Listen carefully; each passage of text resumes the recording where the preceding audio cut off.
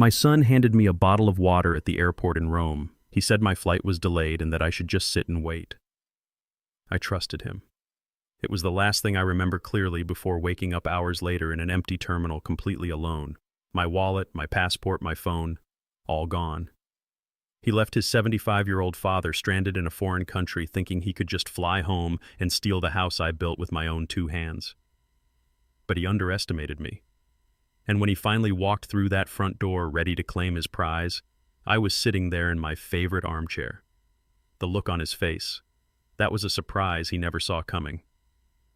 Before I tell you how a man with nothing but the clothes on his back made it halfway across the world to serve the coldest revenge imaginable, do me a favor and let me know in the comments where you're listening from today. And please hit that like button and subscribe if you believe that a man's dignity is something you can't ever put a price on. The whole thing started right here in Atlanta at Hartsfield-Jackson Airport. The air hummed with a nervous energy, 1,000 different stories all rushing to their next chapter. My own story felt like it was moving too fast, pulling me along in a current I didn't quite understand. I smoothed down the front of my tweed jacket for the 10th time. It was an old jacket, one my dear Rose had bought for me 20 years ago, but it was clean and pressed.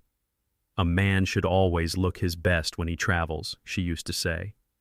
It was a small way of holding on to my self-respect, a currency that felt increasingly devalued in the presence of my own son. Marcus wasn't looking at me.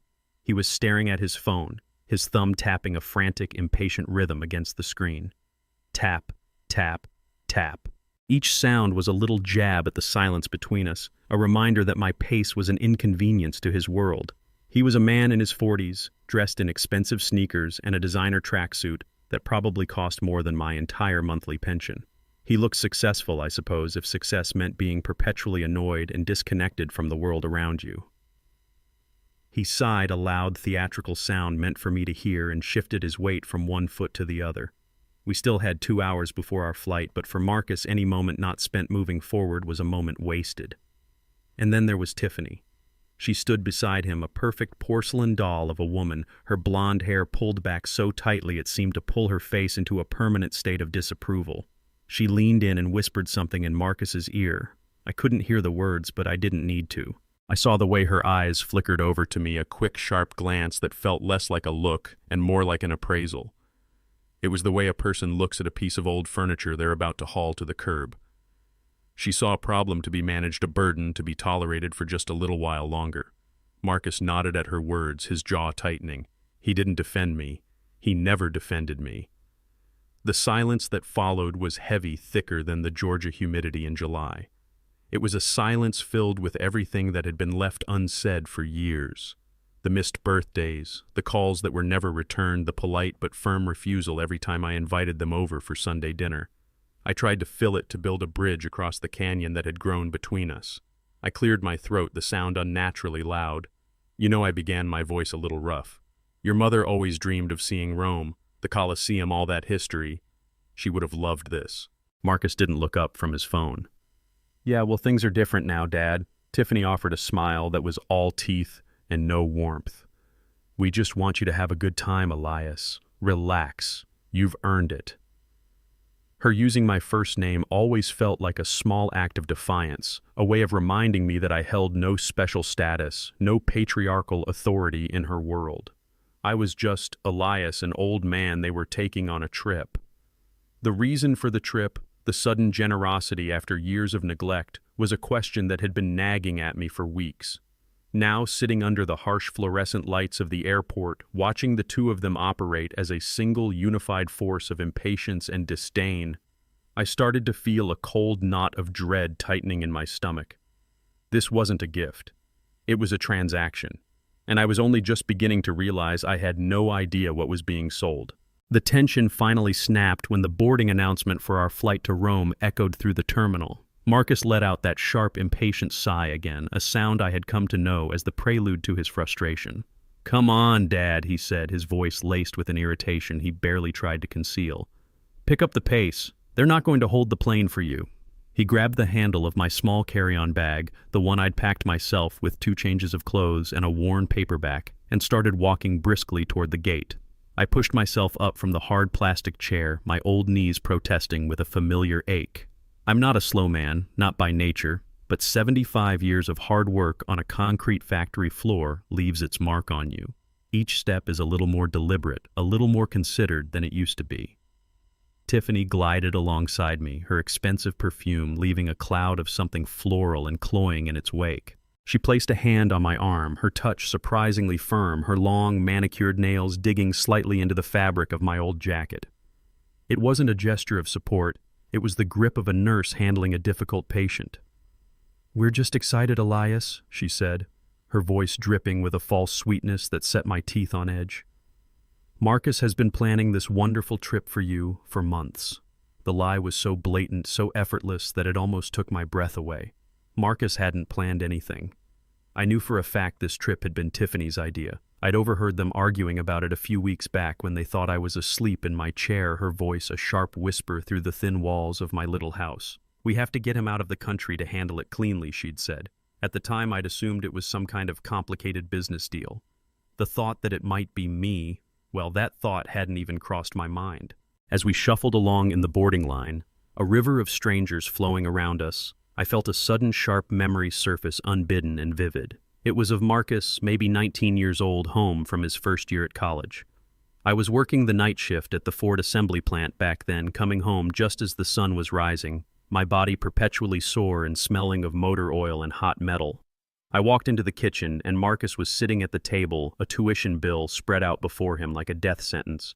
He looked up at me, his eyes full of a young man's worry, the kind of worry that feels like the end of the world. "I don't know how we're going to afford this next semester, Dad." I remember the feeling of the cold linoleum on my tired feet as I walked over to him. I put my hand on his shoulder, my knuckles swollen and my fingernails permanently stained with a grime that no amount of soap could wash away. I looked him right in the eye and said, "You let me worry about that. You just get the education I never could. You make something of yourself, son. That's all I ask." For the next 3 years, I became a ghost in my own home. I took on every overtime shift they offered me, working doubles until the deafening roar of the assembly line became the soundtrack to my life. I remember the exhaustion so profound it felt like a sickness, the way my hands would shake when I tried to hold a coffee cup after a 16-hour shift. I sold my old fishing boat, the one I used to take out on Lake Lanier, on my rare days off. I cashed in a small life insurance policy. Rose and I had started the one meant for our final expenses. We made it work. I never told Marcus the full extent of the sacrifices. I didn't think I needed to. I thought he would just know. I thought he would see it in the lines on my face, feel it in the calluses on my hands. Now, watching him scan his first-class boarding pass without a backward glance, that memory, once a source of quiet pride, felt like a stone in my gut. It was a reminder of a debt that had been incurred but never acknowledged, a sacrifice that had been forgotten as soon as it was no longer needed. The love of a parent, I realized in that moment, was a one-way street. You just keep giving, and you pray that a little bit of what you give sticks. As we reached the gate agent, he handed his ticket over. The agent smiled. "Enjoy first class, Mr. Vance." Then she took my ticket. "You'll be in row 34, sir. Just follow the signs to the right." Marcus and Tiffany turned left, disappearing behind a curtain, without so much as a goodbye. I turned right alone, just another old man in a cheap seat flying towards a future that was growing darker by the minute. The flight itself was a long, lonely affair. 9 hours is a long time to be suspended between two worlds, especially when you're wedged into a seat that feels like it was designed for a child. I watched a movie with no sound, the images flickering meaninglessly on the tiny screen in front of me. I ate a meal that tasted of cardboard and disappointment. All the while I knew that just a few dozen feet ahead of me, my son and his wife were in a different world entirely, a world of reclining seats, warm towels, and glasses that clinked. When we finally landed in Rome, the city's ancient golden light was a balm to my tired eyes, but the feeling of dread didn't go away. It followed me off the plane, a cold and unwelcome companion. The chaos of the Leonardo da Vinci Fiumicino airport was a shock to the system. 1,000 conversations in a language I couldn't understand swirled around me, a river of sound and motion that was both exhilarating and terrifying. I kept close to Marcus, relying on him to navigate the signs and the crowds. He moved through it all with a brisk, practiced efficiency, Tiffany trailing in his wake like a royal consort. In the taxi, I was relegated to the back seat while Tiffany took the front, claiming she got carsick otherwise. I didn't mind. It gave me a chance to press my face to the window and watch as the suburbs gave way to the city itself. History rose up to meet us from the streets. Ancient aqueducts, stone pines standing like sentinels, glimpses of ochre-colored buildings that looked as if they'd stood for centuries. It was magnificent. I wanted to share the moment to say something to my son, but he never looked away from his phone. I was a tourist in his life, and I was a tourist in this city he'd brought me to. The taxi didn't take us to the grand hotels I'd seen in movies. It veered off the main thoroughfare, diving into a labyrinth of narrow cobblestone streets. It finally stopped in a dark alley next to a graffiti-covered wall and a row of overflowing trash bins. "Here you are, Dad," Marcus announced, his voice unnaturally cheerful. He got out and pulled my single scuffed suitcase from the trunk. The hotel was a shabby-looking building, its plaster stained with age and damp. The sign above the door had letters missing. This was not the Rome I had imagined. "This is just for a night or two," Marcus said, avoiding my eyes. "It's in a very authentic neighborhood. Tiffany and I have to stay at a different hotel across town. It's a business thing, you know, closer to our meetings." He was a terrible liar. His words came out too quickly, and a small muscle twitched in his jaw. He and Tiffany walked me into the lobby, which smelled of stale cigarette smoke and bleach. They didn't come up to the room.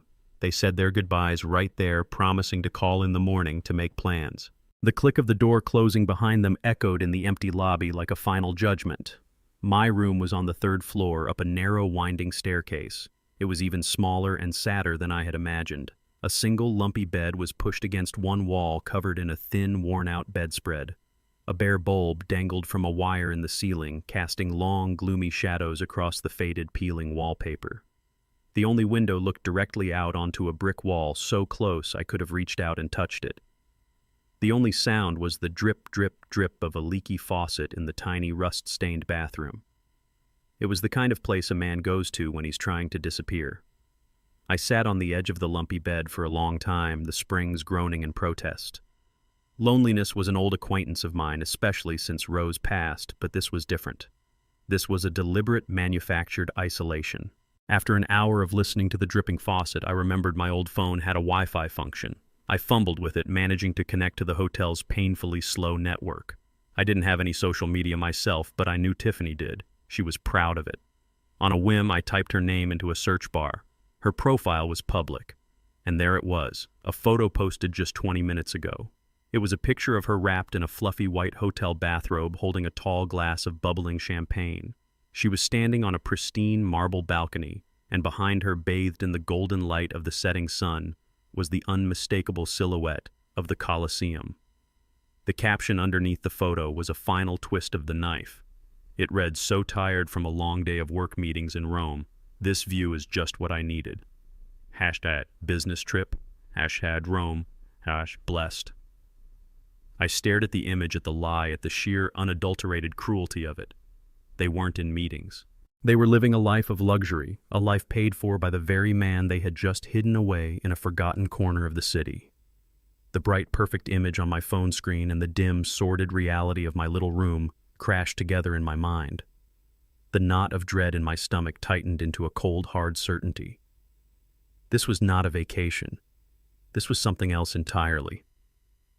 The next morning, I woke to the sound of the dripping faucet, a monotonous rhythm that seemed to be counting down the seconds of my confinement.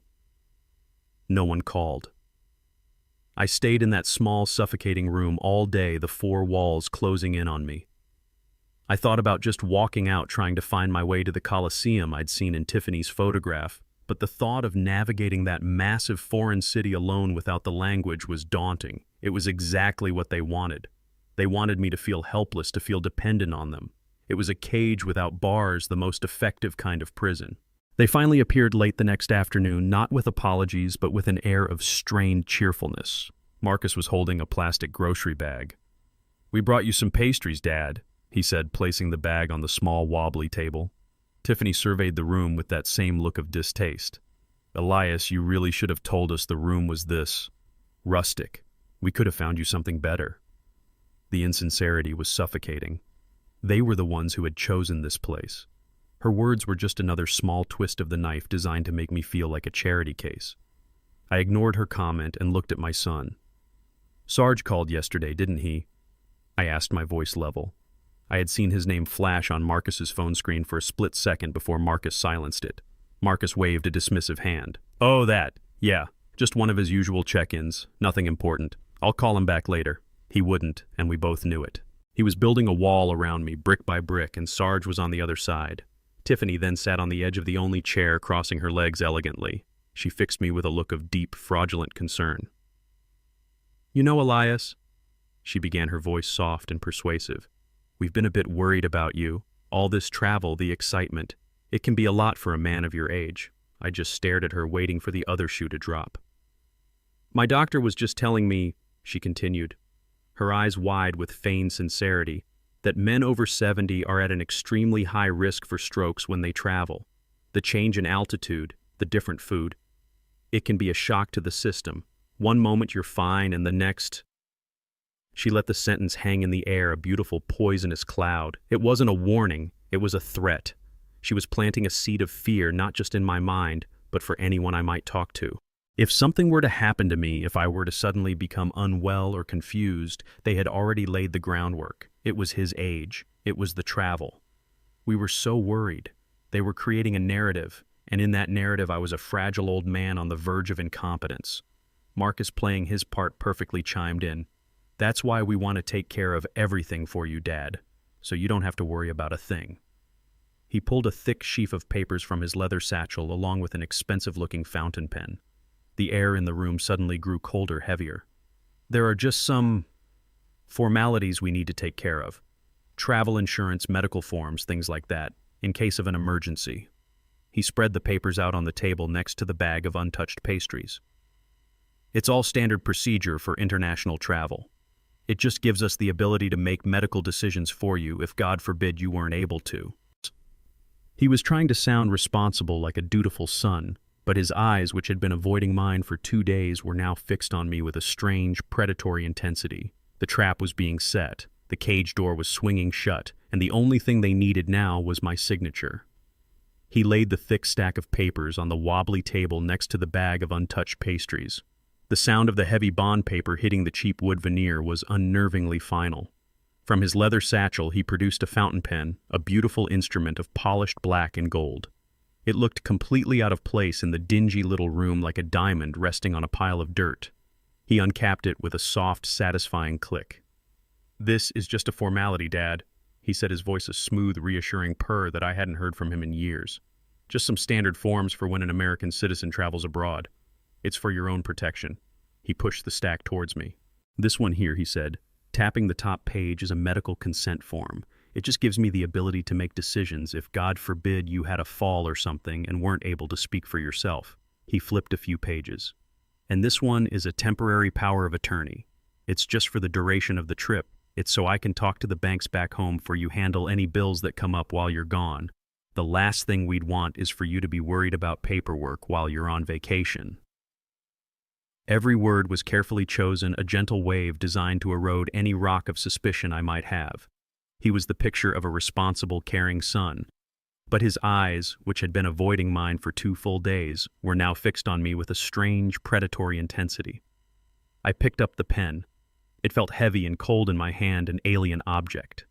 My fingers, gnarled from a lifetime of working with tools and machinery, felt clumsy wrapped around its elegant barrel. I looked down at the papers. The single dim light bulb hanging from the ceiling cast a weak yellow glow, making the dense blocks of legal text swim before my eyes. The words were small, crammed together, a forest of jargon that I had no hope of navigating. I could make out phrases like, "hereby grants full authority and in perpetuity," but the context was lost to me. A cold dread, sharp and acidic, rose in my throat. This was wrong. Everything about this felt wrong. The memory of my wife Rose's voice echoed in my head, a desperate warning from beyond the grave.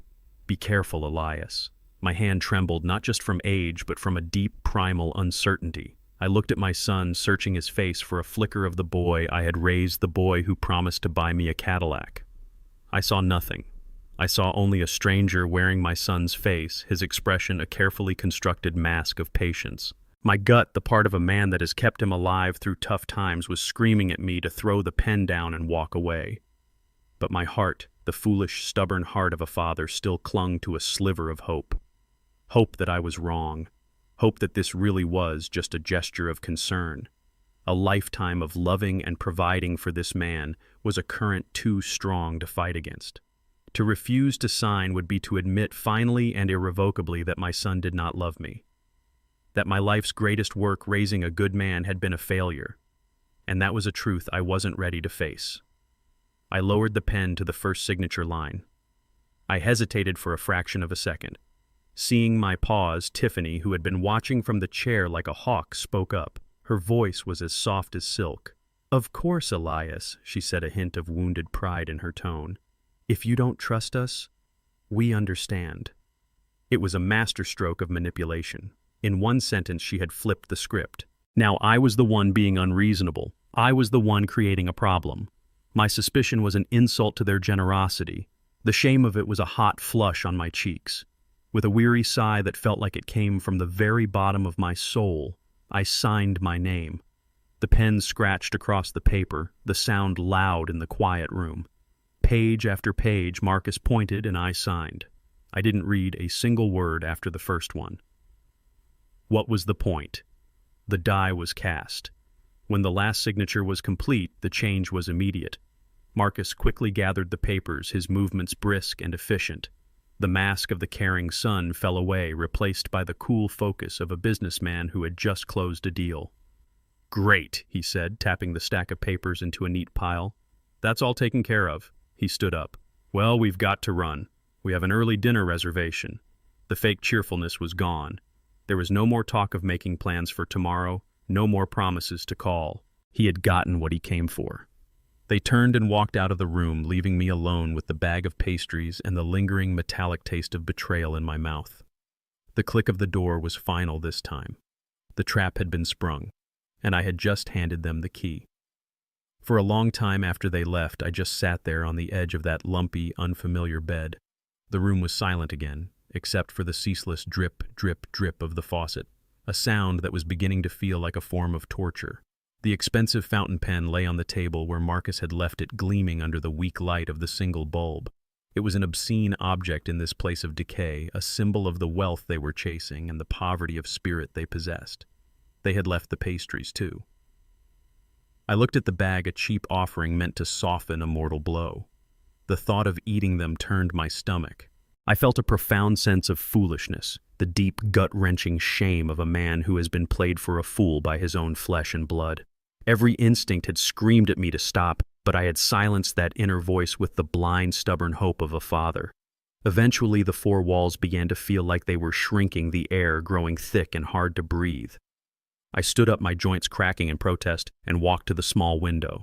I knew it only looked out onto a brick wall, but it was the only connection I had to the world outside that room. I pushed the grimy glass pane open an inch, and the sounds and smells of the Roman alleyway drifted in. The clatter of dishes from a nearby kitchen, the faint sound of a television, the rich aroma of garlic and tomatoes being cooked. Across the narrow chasm between the buildings on the second floor, a window was open. I could see a small, cluttered kitchen where an elderly woman with her hair in a tight gray bun was talking animatedly to a younger man, likely her grandson. She laughed a full-bodied, genuine sound and handed him a slice of bread. He took it, kissed her on the cheek, and disappeared from view. It was a simple, everyday moment, an act of love and connection as natural as breathing. And watching it, my heart ached with a loneliness so sharp it was a physical pain. That little scene, that simple exchange of affection, was a world away from the cold, calculated transaction that had just taken place in my room. It triggered a memory of my Rose so vivid, it was as if she were standing right there beside me, her warm, familiar presence filling the empty space. It was from a few years ago, a Sunday afternoon. Marcus and Tiffany had come over for dinner. They hadn't stayed long. After they left, Rose and I sat on the front porch swing watching their fancy new car disappear down the street. Rose was quiet for a long time, her gaze distant. Then she turned to me. Her brown eyes, which had always seen the world with such startling clarity, were full of a deep and unsettling worry. "You need to be careful with that girl Elias," she'd said, her voice barely a whisper. I'd started to defend Tiffany, to make excuses like I always did. "Ah, Rosie, you're being too hard on her. She's just ambitious." But Rose had put her hand on my arm, her grip firm, and stopped me. "No," she said, and her voice had a certainty that chilled me. "You listen to me. I've been watching her. When she looks at you, she doesn't see a father. She sees an obstacle. And her eyes aren't looking at Marcus. They're looking at the bricks of our house. They're looking at the land our garden is on. She's not building a future with our son. She's estimating the value of his inheritance." I had dismissed it then. I'd told her she was being cynical. I had defended my son and the woman he had chosen. I had chosen my foolish hope over my wife's clear-eyed wisdom. The memory faded, and I was back in the dim, damp hotel room in Rome, the ghost of her words hanging in the air. Her eyes are looking at the bricks of our house. The truth of it, the terrible prophetic truth of it, hit me with the force of a physical blow. This wasn't about a vacation. This wasn't about medical emergencies. This was about my house, the house I had built, the home where Rose and I had raised our son, where every floorboard held a memory. They wanted it. And the papers I had just signed, the papers I hadn't even read. I knew with a certainty that left no room for doubt that I had just given it to them. The final pieces of the puzzle clicked into place. The sudden trip, the isolation, the documents. It was all a plan. A cold, cruel, and meticulously executed plan. And I was standing right in the middle of it, a world away from home, utterly and completely at their mercy. I slept little that night. Sleep wouldn't come. My mind was a chaotic storm of my wife's warnings and the cold, hard reality of my own foolishness. I had willingly walked into a trap, and now all I could do was wait for it to spring. When Marcus and Tiffany arrived the next morning, their smiles were too bright, their voices too cheerful. It was the forced, frantic energy of people trying to pretend that everything was normal when it was anything but. They didn't mention the papers I had signed. They spoke of the beautiful weather, of the delicious breakfast they'd had on their hotel terrace. It was a cruel performance, and I was their unwilling audience of one. "Ready for the big day, Dad," Marcus said, clapping me on the shoulder a little too hard. "Time to fly home." He made a show of helping me with my single suitcase, a gesture of filial duty that was utterly hollow. The ride to the Fiumicino airport was a repeat of our arrival, a journey steeped in a tense, suffocating silence. This time, however, I wasn't looking at the ancient ruins outside the window. I was watching my son and his wife in the rearview mirror. I watched the quick, nervous glances they exchanged when they thought I wasn't looking. I watched the way Tiffany constantly fidgeted with the strap of her expensive purse. They were nervous. The final act of their play was about to begin, and they were showing signs of stage fright. The airport was even more crowded and chaotic than it had been when we arrived. Marcus guided me through the check-in line, handling my ticket and my bag with an efficiency that felt cold and detached. He was a man completing a task, a distasteful but necessary piece of business. We got to the security checkpoint, and they waited for me on the other side. As I gathered my things from the plastic bin, my belt, and my old worn shoes, Marcus led me towards a waiting area near a gate. It was a quiet corner away from the main flow of traffic. "All right, Dad," he said, his voice taking on that same tone of deep, fraudulent concern from the day before. He pointed to a digital departures board on the far wall. "Looks like you've got a bit of bad luck. Your flight's been delayed. A mechanical issue, it says. It's not leaving for another 3 or 4 hours." I looked at the board. From this distance, the letters and numbers were just a blurry, indecipherable mess to my old eyes. He could have been reading me a weather report for all I knew. Tiffany stood a few feet away, suddenly fascinated by a duty-free shop window, her back turned to me. She couldn't watch this part. Her nerve was failing her, and that more than anything else told me that the final betrayal was at hand. Marcus then reached into his carry-on bag and pulled out a sealed bottle of water. He twisted the cap, the plastic seal breaking with a sharp crack. "You should sit here and rest," he said, pressing the bottle into my hand. "No point in wandering around. Just stay put, and we'll come back and check on you before you board. Drink some water. You don't want to get dehydrated." His insistence was a blaring alarm bell in my head. A normal person would just say, "See you in a few hours." They wouldn't be so concerned with me drinking a specific bottle of water right at that moment. I looked down at the bottle in my hand. Then I looked at Tiffany.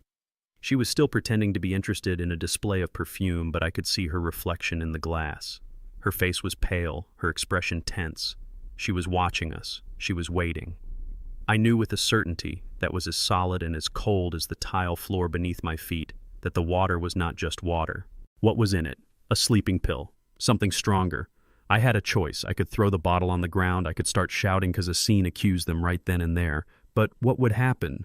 They would claim I was confused, that I was a sick old man having an episode. They had the papers to prove it now, the papers I had signed myself. They would call security, and I would be the one who looked crazy. I would be playing right into their hands. So I made a different choice. I decided to see their treachery through to its end. I would let them play their final card. I looked up at my son, the man whose college education I had paid for with my sweat and my health. I looked into his eyes and saw nothing there. No love, no remorse, just a cold, empty resolve. "Thank you, son," I said, my voice steady. "I am feeling a little tired." I raised the bottle to my lips and took a long, deep drink. The water had a faint, almost unnoticeable chalky taste. Marcus's shoulders relaxed, a barely perceptible release of tension. "Good," he said, his fake smile returning. "You just rest up. We'll be back soon." Tiffany finally turned around, a look of profound relief on her face. They both walked away, not towards another gate, but towards the main exit, their steps quick and purposeful. I watched them go until they were swallowed up by the crowd. I sat on the hard plastic chair, the half-empty bottle of water in my hand, and waited for the darkness to come. It didn't take long. The roar of the airport began to soften, the bright lights began to blur at the edges, and a heavy, irresistible weariness washed over me. My last conscious thought was of my Rose, and I prayed that wherever she was, she would forgive me for not listening. Then everything went black. The water didn't taste right. There was a faint, almost unnoticeable chalky aftertaste, a slight bitterness that coated the back of my tongue. At first, I dismissed it. It was probably just Italian tap water, different from what I was used to back in Atlanta, but the thought, a small, sharp splinter of suspicion, had lodged itself in my mind. I watched Marcus and Tiffany walk away, their steps quick and purposeful. They didn't look back. Not once. A normal son, a son who was leaving his elderly father alone in a foreign airport for a few hours, would have turned around, given a final wave, a reassuring nod. They did nothing. They just receded into the river of travelers, two anonymous figures dissolving into the crowd. I watched them go until they were swallowed up completely. And then I was alone. I sat on the hard plastic chair, the half-empty bottle of water held loosely in my hand. The roar of the airport, which had been a chaotic but distant symphony of sounds, began to change. The sharp edges of individual noises, the rattle of a rolling suitcase, the sharp beep of a service cart, the crisp voice of an announcer over the intercom began to soften and blur together. It was as if someone had stuffed cotton in my ears. The distinct sounds merged into a single, low, humming drone, like the buzz of 1,000 insects on a hot summer day. It was disorienting. I shook my head, trying to clear it, but the humming only grew louder, more insistent. Then a profound heaviness began to settle into my limbs. It started in my feet, a leaden weight that felt as if my old leather shoes had been filled with wet sand. The feeling crept up my legs, into my thighs, my hips. It wasn't the familiar ache of old bones or the weariness of a long journey. This was a syrupy, oppressive weight, a physical force that was pulling me down, anchoring me to the cheap plastic chair. I tried to shift my position to cross my legs, but the effort required was enormous. My body felt disconnected from my mind, a heavy, unresponsive vessel that was refusing to obey my commands. "It's just the jet lag catching up with me," I told myself. "It's my age. This trip has been too much." I was trying to rationalize it, to find a logical explanation for the strange fog that was descending upon me. I was using their own narrative, the one Tiffany had so carefully planted, to explain away my own predicament. The irony was not lost on me, even in my increasingly muddled state. The bright fluorescent lights of the terminal, once just a feature of the airport, now seemed painfully intense. They pulsed and swam before my eyes, haloed with a strange, shimmering aura. The faces of the people walking by became indistinct smudges of color, their features melting away. Panic, cold and sharp, began to cut through the fog.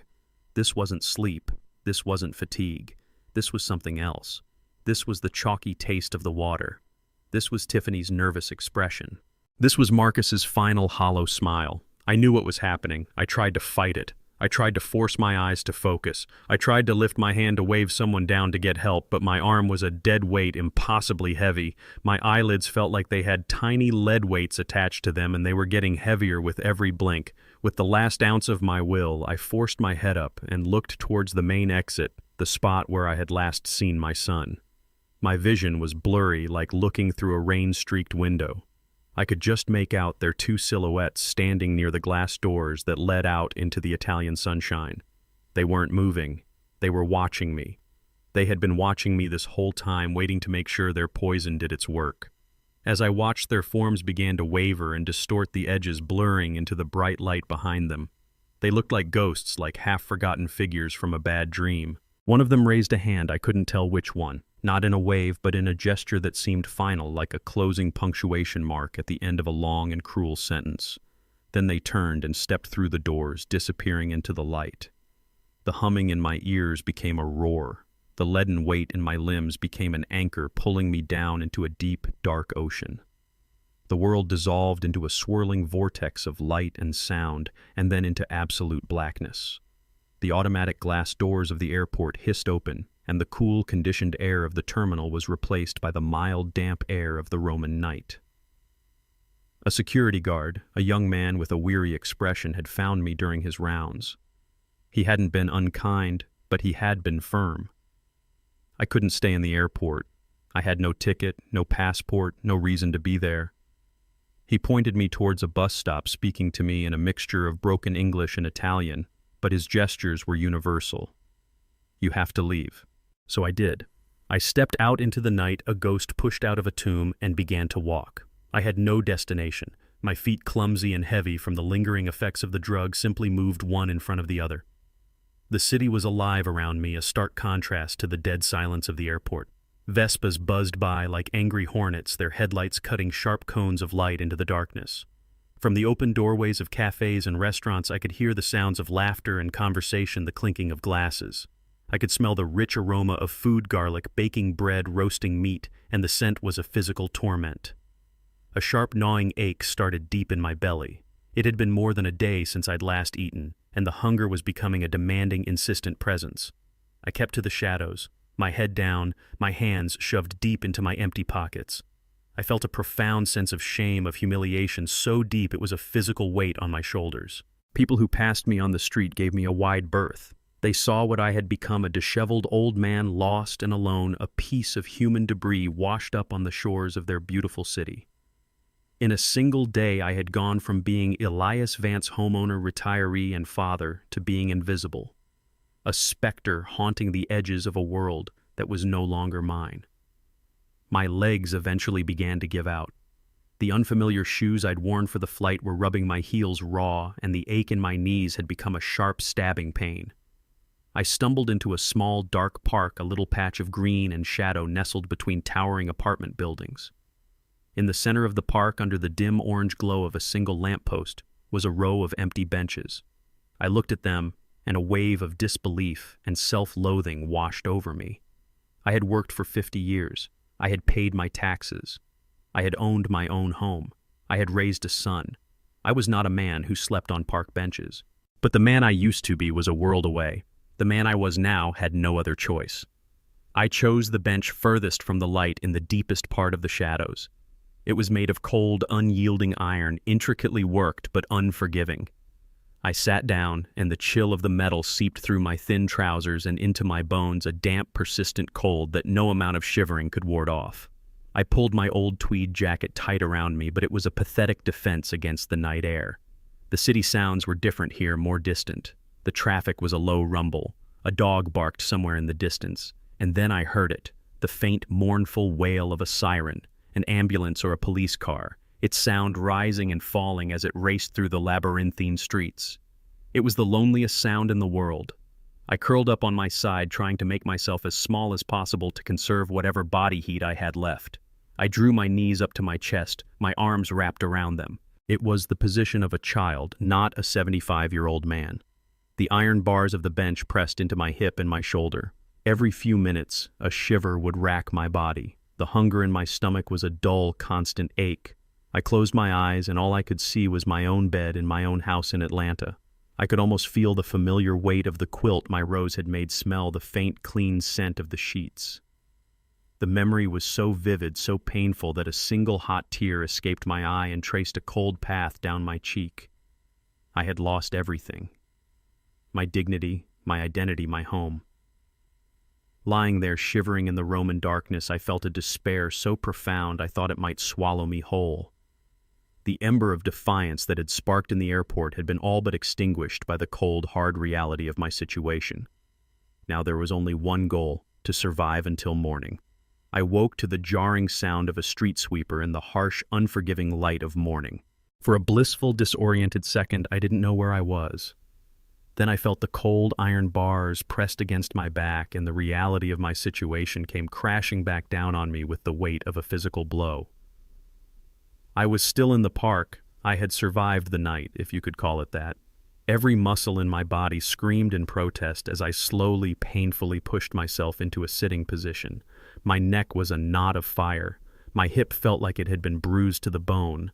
I was a 75-year-old man, and I had just spent the night on a park bench in Rome, Italy. The sheer absurdity of it would have been laughable if it wasn't so utterly tragic. The city was waking up around me. The streets were filling with the sounds of morning commuters, the air with the smell of diesel fumes and fresh coffee. The aroma of the coffee was a sweet torture. The gnawing ache in my stomach from the day before had sharpened into a painful, cramping hunger. Even more pressing, however, was a desperate sandpaper-like thirst. My mouth was dry, my tongue thick. I knew I couldn't survive long without water. That became my first and only mission: find water. I got to my feet, my body stiff and uncooperative. I must have been a sorry sight, my old tweed jacket wrinkled and damp with dew, my face unshaven, my hair a mess. I didn't care. Survival strips you of vanity. I began to walk, my eyes scanning everything, every shop front, every alleyway, looking for a sign, a symbol, anything that meant water. I walked for what felt like miles, my thirst growing with every step. I was about to give up, to simply sit on a curb and wait for whatever came next, when I saw it. Tucked into a small, sun-drenched piazza was a small cast-iron fountain constantly streaming a thin, clear jet of water into a stone basin below. It was one of Rome's famous nasoni, the little noses as they called them. To me, it looked like a miracle. I practically stumbled towards it, my heart pounding with a desperate relief.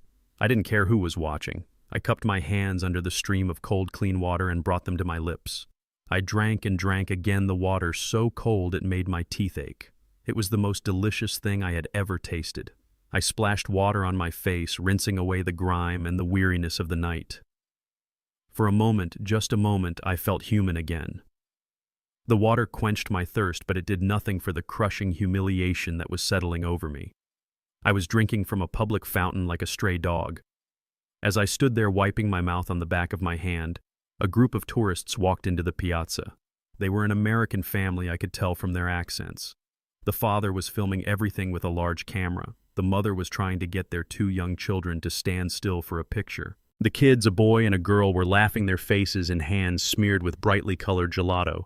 They were so full of life, so carefree, their world a million miles away from the one I now inhabited. The little girl with her bright pink gelato looked over and saw me. She stopped laughing. She stared at me, her eyes wide with a child's unfiltered curiosity. She tugged on her mother's sleeve and pointed. The mother turned, saw me, and her friendly smile instantly vanished. It was replaced by a tight, wary expression. She quickly pulled her daughter closer to her, putting a protective arm around her as if I were a source of contamination. She whispered something to her husband. He lowered his camera and glanced at me, his face a mask of mild annoyance and distaste. He saw a problem, a piece of urban blight that was spoiling his perfect vacation photo. In that moment, I felt a shame so profound, so utterly soul-crushing, that I wished the ground would open up and swallow me. I was no longer a person to them. I was an object, a thing to be avoided, to be feared, to be ignored. I saw myself through their eyes, a dirty, homeless old man, a potential threat, a beggar. They didn't see Elias Vance. They didn't see a man who had worked his whole life, who had loved a wife and raised a son. They saw nothing. I was invisible. I turned and walked away from the fountain, away from the piazza, away from the family and their gelato. I didn't know where I was going. I just knew I couldn't stand there another second being looked at like I was less than human. The cold water felt heavy in my empty stomach. My struggle for survival had just begun, and I had already lost the one thing a man can't live without: his dignity. My shame eventually gave way to a desperate, pragmatic anger. I couldn't let them win. I couldn't just wander the streets of Rome until I collapsed. I was an American citizen. I had rights. There had to be someone in this city, some official authority who could help me. The image of the police came to mind. Of course. That's what you do when you're a victim of a crime. You report it to the police. The thought was so simple, so logical, that it gave me a renewed sense of purpose. It was a concrete step, a plan. And a man with a plan is not a vagrant. He is a man on a mission. Finding them was the first challenge. I started walking towards the more crowded, tourist-filled streets, figuring that's where I'd be most likely to find a police presence. As I walked, I rehearsed what I would do. I had no language.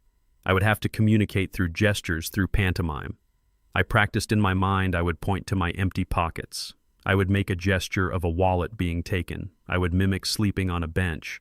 I would point to an imaginary airplane in the sky. It seemed plausible. Surely they dealt with things like this all the time. Stolen passports, lost tourists. They would understand. They would have a procedure. They would help me. The hope, fragile as it was, began to warm me from the inside out. After nearly an hour of walking, I saw them. 2 carabinieri, the Italian national police, standing on a street corner near a magnificent, ancient-looking fountain. They were an impressive sight, almost theatrical in their appearance. They wore striking dark blue uniforms with a brilliant red stripe down the leg of their trousers and tall, formal-looking hats. They stood with a relaxed but authoritative posture, their hands resting on the butts of the holstered pistols at their hips. They were talking to each other, their expressions serious. They looked like men who commanded respect, men who maintained order in this chaotic city. They were exactly who I was looking for. My heart began to pound a nervous but hopeful rhythm. This was it. This was my chance to be seen, to be heard, to stop being invisible. I took a deep breath to steady my nerves and walked towards them. I approached them slowly, respectfully, not wanting to startle them. "Excuse me," I said, my voice a little shaky. "Excuse me, officers." They stopped their conversation and turned to look at me. 2 pairs of dark, unreadable eyes fixed on me. And in an instant, the fragile hope that had been building inside me began to crumble. Because they weren't looking at me with the neutral, professional curiosity of a police officer assessing a situation. They were looking at me with the same expression the mother in the piazza had worn, a look of instant, weary suspicion, a look of distaste. Before I even had a chance to speak, to begin my desperate pantomime, one of them, the taller one with a sharp, angular face, raised his hand in a dismissive gesture, a flick of the wrist that meant, "Go away." He said something in Italian, his tone sharp and impatient. I didn't understand the words, but the meaning was brutally clear. "Move along. You're a nuisance. We have no time for you." I tried to press on. I held up my hands to show I meant no harm. I pointed frantically at my empty pockets, my voice rising with a desperate edge. "My wallet," I said the English word, feeling useless and foreign. "My passport. My son." I mimed the act of sleeping on the bench, of being drugged. My desperate gestures only seemed to confirm their initial assessment of me. They exchanged a look, a quick knowing glance that said, "Another crazy old man. A drunk, maybe." The second officer, a stockier man with a thick mustache, stepped forward. He didn't touch me, but he invaded my personal space, his physical presence a clear act of intimidation. He spoke again, his voice a low, commanding rumble. He pointed down the street, his finger jabbing the air. The message was unmistakable now. "Get out of here. Do not bother us again." I looked from one of their faces to the other, searching for a flicker of compassion, of understanding, of simple human decency.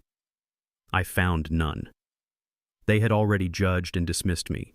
My wrinkled clothes, my unshaven face, my wild, desperate eyes, they had seen all they needed to see. In their world of order and authority, I was just a piece of trash that needed to be swept from the pristine Roman street corner. The humiliation was a hot, bitter flood in my throat. I had come to them for help, as a victim seeking justice, and they had looked at me and seen nothing but a beggar, a problem to be ignored. Defeated, I lowered my hands. There was no point in continuing. You cannot reason with a stone wall. I gave them a single long look, a look that I hoped conveyed the depth of my despair and my disgust. Then I turned, my shoulders slumped, and walked away. I didn't look back. I just kept walking, the sound of their resumed indifferent conversation fading behind me. The authorities were not my saviors. They were just another locked door in a city full of them. I was truly and utterly on my own. The rejection from the carabinieri broke something inside me. It was the final crumbling stone in a foundation of hope that had already been worn down to almost nothing.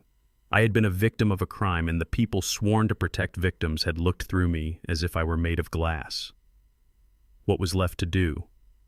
Who was left to turn to? I stopped trying to find help. I just walked.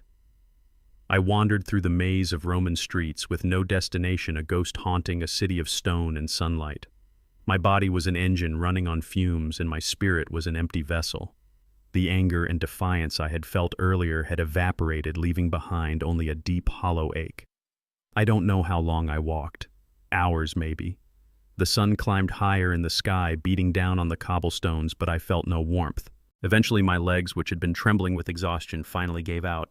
I found myself in a quiet, sun-drenched little piazza away from the main tourist thoroughfares. It was a local place with laundry hanging from lines strung between the apartment windows and a few old men sitting outside a small cafe arguing passionately about a soccer game. I didn't have the energy to find another park bench. I just sank down onto the warm stone steps of a small, unassuming church, my back against the heavy wooden doors. I was done. I closed my eyes, the bright Italian sun creating a swirling red pattern against the inside of my eyelids. I was ready to just sit there until I faded away completely. I must have been a sorry sight. I felt a presence before I saw her. The scent of roasted coffee and something sweet like almonds. I opened my eyes. A woman was standing in front of me. She was middle-aged, her face a beautiful map of laugh lines and worry lines, her dark hair pulled back in a messy bun. She wore a simple apron dusted with flour. She was clearly the owner of the little cafe the old men were sitting in front of. She wasn't looking at me with pity or disgust. She was looking at me with a deep, searching curiosity, her head tilted slightly as if she were trying to solve a puzzle. We didn't speak. What was there to say? After a moment, she seemed to come to a decision. She turned without a word and went back into her cafe. A part of me expected her to call the police to report the vagrant sleeping on the church steps. Instead, she returned a minute later carrying a tall glass of cold water and a golden-brown pastry that looked like a croissant, a cornetto. She knelt down, her own knees cracking slightly with the effort, and placed the offerings on the step beside me. She tapped the glass of water. "Beva," she said, her voice soft but firm. "Drink." I stared at the food, then at her face. Her eyes were kind. It was the first genuine kindness I had been shown since I had left Atlanta, and the unexpectedness of it was overwhelming. I felt a hot, tight knot form in my throat. I tried to speak, to say thank you, but no words came out. I just nodded. My eyes stinging with tears I refused to let fall. I drank the water in 3 long, desperate gulps. It was cold and clean and tasted of life itself. Then I picked up the cornetto. My hands were shaking so much I could barely hold it. I took a bite. It was flaky, buttery, and slightly sweet, and it was the most delicious thing I had ever tasted in my 75 years on this earth. It was more than just food. It was a message that I was still a human being worthy of a small act of grace.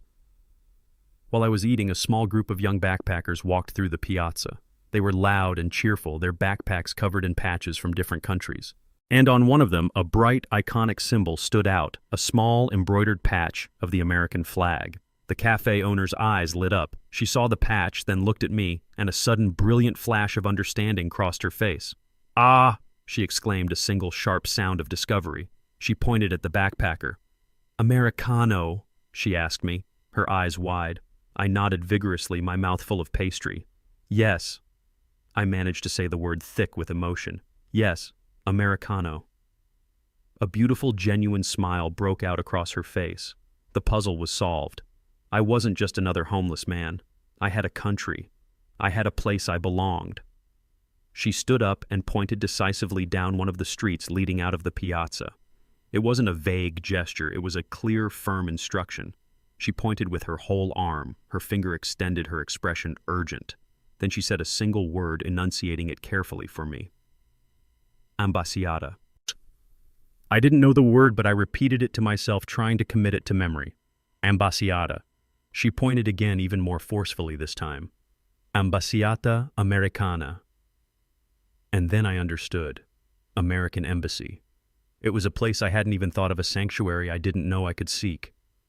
A ray of light had just broken through the darkest clouds of my despair.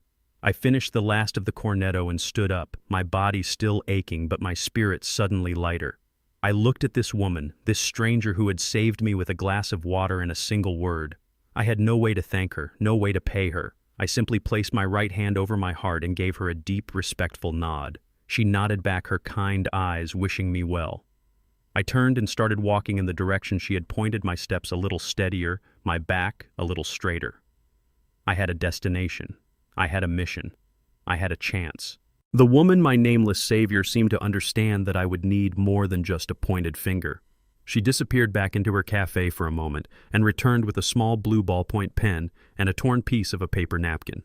She spread the napkin out on the small metal table where the old men had been sitting, and with a careful, steady hand she wrote down 2 words. Ambasciata Americana.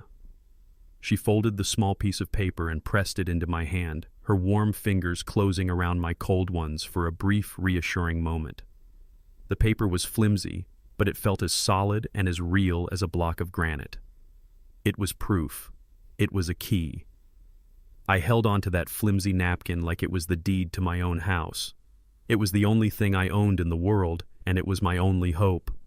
I left the small, quiet piazza and walked back out onto a busier street, my steps now filled with a purpose they hadn't had just an hour before.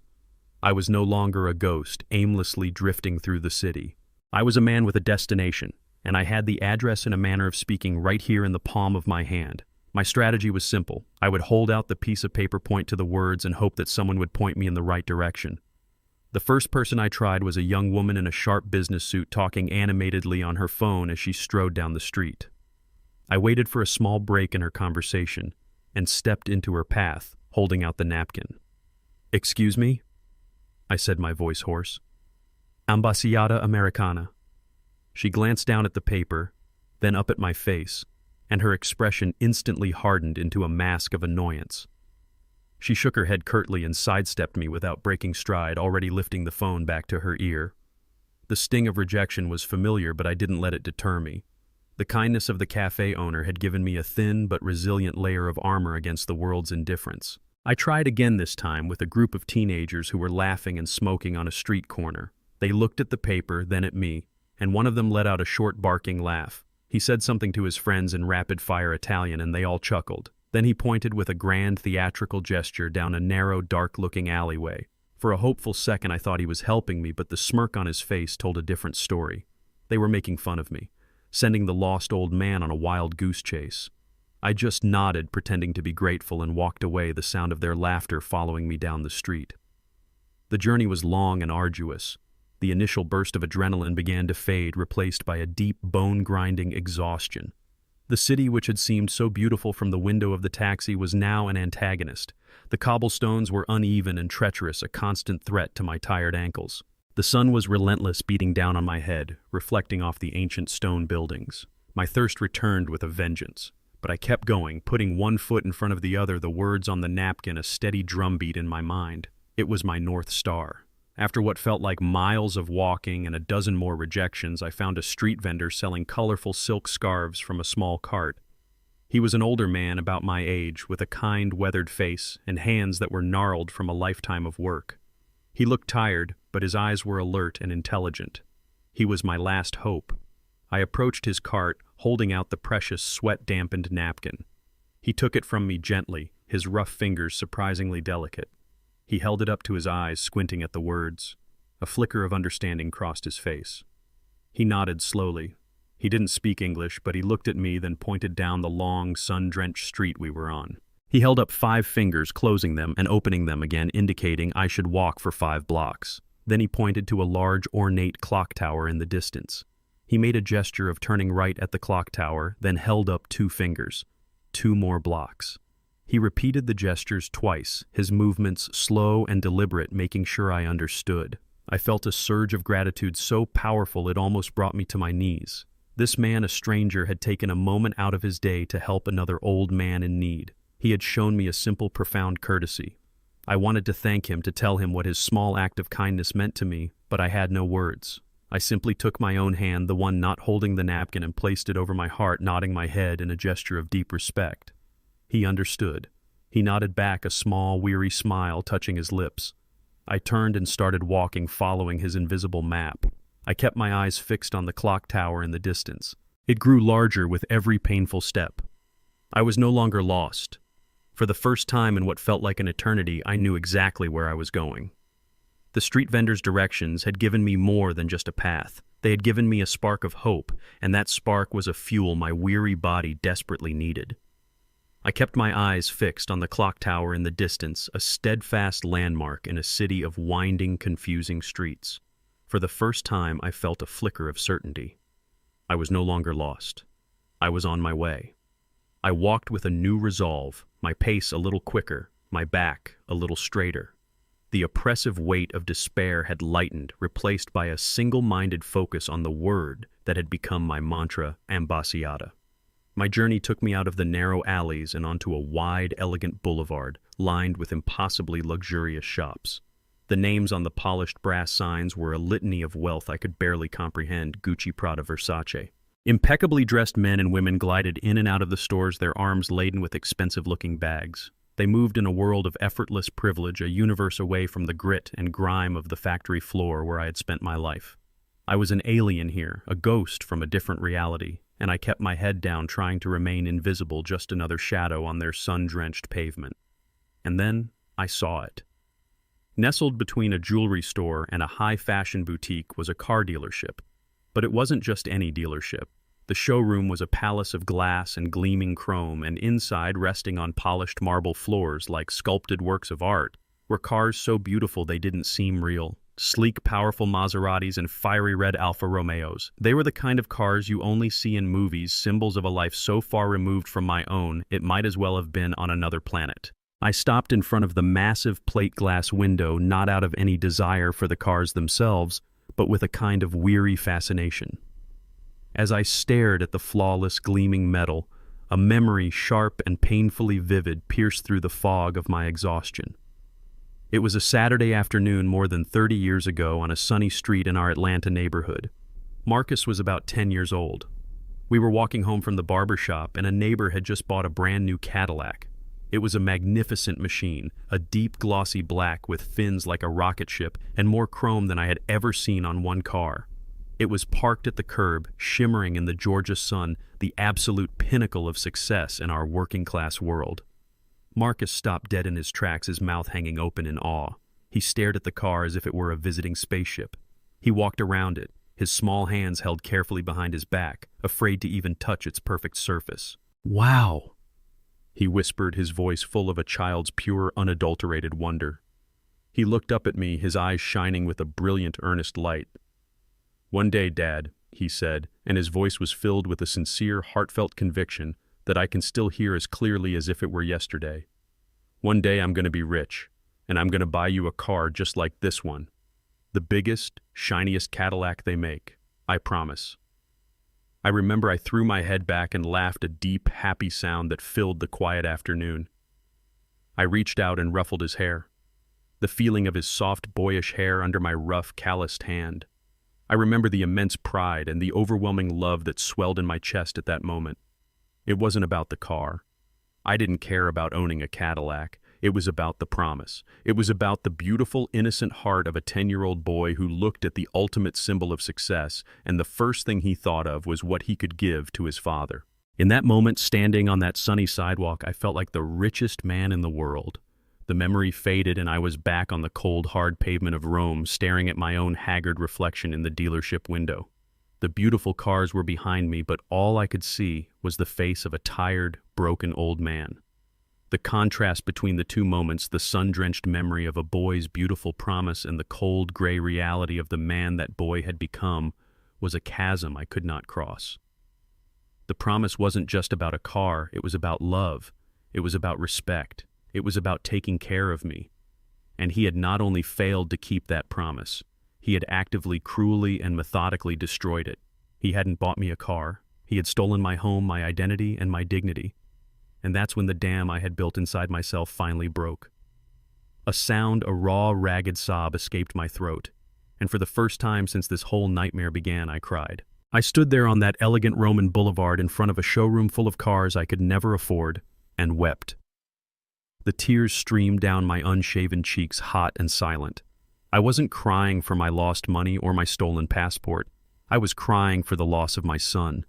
I was mourning the death of the bright, loving 10-year-old boy who had once promised me the world, because the man who had left me to die in this city was a stranger, and I knew with a final heartbreaking certainty that my real son was gone forever.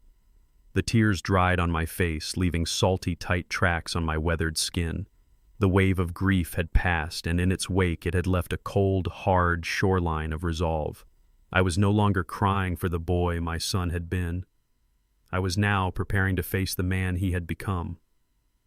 I wiped my face on my jacket sleeve, took a deep, steadying breath, and continued my journey, my eyes fixed on the clock tower that served as my compass. I followed the street vendor's simple, elegant directions: 5 blocks, then a right at the tower, then 2 more blocks. The walk was a blur of motion and sound, a landscape of ancient stone and modern chaos that I barely registered. All of my remaining energy was focused on that single goal, that single word, ambasciata. I turned the final corner, and there it was. It wasn't just a building, it was a fortress. The American embassy stood on a wide, elegant street, the Via Veneto, a monument of power and security in the heart of the ancient city.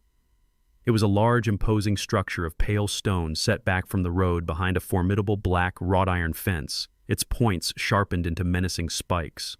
I could see security cameras mounted discreetly along the high walls, their dark lenses like unblinking eyes watching everything. And there, flying from a tall, proud flagpole, was the flag, the Stars and Stripes. The sight of it, so familiar, so potent with meaning, hit me with an unexpected force. After days of feeling like a ghost, a stateless, invisible man, the sight of that flag was like a lifeline. It was a symbol of home, of order, of a world where I was not a beggar on the street, but a citizen. It was a promise of sanctuary.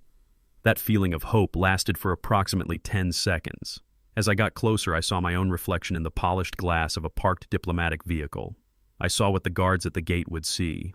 A haggard old man, his face gaunt and unshaven, his eyes wild with a mixture of desperation and exhaustion. My clothes were wrinkled and stained from a night spent on a park bench. I looked like a threat. I looked like a problem.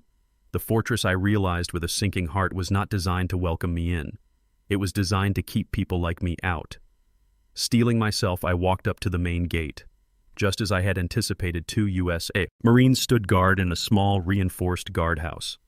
They were impossibly young, their faces smooth and serious, their uniforms so crisp and clean they looked like they had been starched into place. They stood with a relaxed but intensely alert posture, the very picture of American strength and discipline. They were a world away from the weary, indifferent carabinieri I had encountered earlier. They were a part of the home I was trying to reach. Before I even reached the gate, one of the young men stepped out of the guardhouse, his movements economical and precise. He held up a hand, a universally understood gesture to stop. He didn't look angry or hostile, just completely professionally impassive. "Can I help you, sir?" he asked, his voice calm and neutral, but his eyes were doing a rapid top-to-bottom assessment of me, cataloging my dirty clothes, my unsteady posture, my desperate expression. The hope and resolve that had carried me this far suddenly felt fragile, ready to shatter. I need help," I stammered, my voice hoarse from thirst and disuse. "I'm an American citizen. My name is Elias Vance. My son, he left me here. My passport, my wallet, everything. It was all stolen." The story tumbled out of me in a disjointed, frantic rush. To my own ears, I sounded unhinged, like a crazy person rambling on a street corner. The Marine's expression didn't change. He listened patiently until I was finished. "I understand, sir," he said, and the politeness of his tone was somehow more crushing than open hostility. "But you need a valid form of identification and an appointment to enter the embassy grounds. Do you have an appointment?" I just stared at him. An appointment? I was a man who had been sleeping on a park bench, and he was asking me for an appointment. "No," I said, my voice barely a whisper. "I don't have anything. That's why I'm here." "In that case, sir," the Marine continued, his voice still perfectly level, You'll need to report the theft to the local Italian police, the Polizia di Stato. They can file a report for you. You can also visit the State Department website for instructions on how to apply for an emergency passport. A website. He was directing me to a website. A man with no phone, no money, no computer. He was following his protocol, a checklist in a binder, and on that checklist there was no box for a man like me. He was offering me a bureaucratic solution to a life-or-death problem. The last of my hope died. It was a quiet, final death. To have come all this way, to have walked across this city on nothing but a prayer, only to be stopped at the very last step by a wall of rules and regulations. It was a blow I didn't think I could recover from. I was about to turn away, to just slump down on the curb and wait for the end, when something inside me, some last stubborn ember of defiance, refused to be extinguished. I had been dismissed, ignored, and treated like trash for 2 days. I would not be dismissed again. I looked the young Marine right in the eye, my own gaze hardening. "Son," I said, my voice low and steady, now filled with a strength I didn't know I still possessed. "I served my country for 4 years. I worked in an American factory for 50 years. I paid my taxes. This flag," I said, pointing a trembling finger at the flag flying over the compound, "is my flag, and this ground is my ground. I am an American citizen in distress, and you are not turning me away." My words hung in the air between me and the young Marine, a quiet but unshakable challenge. I had nothing left to lose, and in that I found a strange kind of strength. I would not be moved. The Marine's impassive expression flickered for just a second. He saw something in my eyes, I think not the rambling confusion of a vagrant, but the hard, stubborn pride of a man who had been pushed too far. He didn't lower his weapon, but he didn't raise it either. He simply stood his ground, assessing me. The other Marine spoke quietly into a radio on his shoulder. There was a moment of tense silence, broken only by the distant sounds of Roman traffic. Then the first Marine spoke, his voice still formal, but with a new, almost imperceptible note of respect. "Sir, please wait here." He didn't need to tell me. I wasn't going anywhere. A few minutes later, a man in a sharp suit came out and spoke quietly with the guards. He glanced at me, his expression unreadable, then nodded. The heavy iron gate, the one that had seemed like the final insurmountable barrier, swung inward with a soft electronic hum. "Come with me, sir," the man in the suit said. I was escorted through the gate and into the embassy compound. The moment I stepped onto the grounds, the moment my worn-out shoes touched American soil, it felt as if a massive invisible weight had been lifted from my shoulders. The chaotic noise of the city faded away, replaced by a quiet, orderly calm. I was in a sanctuary. I was in a way home. I was led through a series of cool, quiet corridors into a small, windowless interview room. It was a sterile, impersonal space furnished with nothing more than a simple table and 3 chairs. The walls were a bland, institutional beige. The only decoration was a framed photograph of the president and a small American flag standing on the corner of the table. The man who had escorted me gestured for me to sit, then left, closing the door softly behind him. I was left alone in the silence. It was a different kind of silence than the one in the airport. That had been a silence of emptiness and abandonment. This was a silence of bureaucracy, of waiting. After about 10 minutes, the door opened and a young woman walked in. She was in her late 20s, I guessed a sharp, intelligent-looking African-American woman dressed in a professional but stylish navy blue dress. She held a clipboard in her hand, and her expression was one of polite, professional weariness. She looked like someone who had 100 things to do and saw me as just one more task on a very long list. She sat down in the chair across the table from me, placing the clipboard down with a soft thud. She didn't make eye contact at first, her attention focused on the papers in front of her. "Good afternoon, sir," she said, her voice crisp and efficient. "My name is Aisha Williams. I'm with the consular section. I understand you've lost your passport." She looked up at me for the first time, her eyes professional and distant. "In order for us to help you, you will need to fill out these forms." She slid the clipboard across the table towards me. I looked down at it. It was a thick stack of papers covered in small, dense blocks of text and hundreds of little boxes. Form DS-11 application for a U.S. passport. Form DS-64 statement regarding a lost or stolen passport. My heart sank.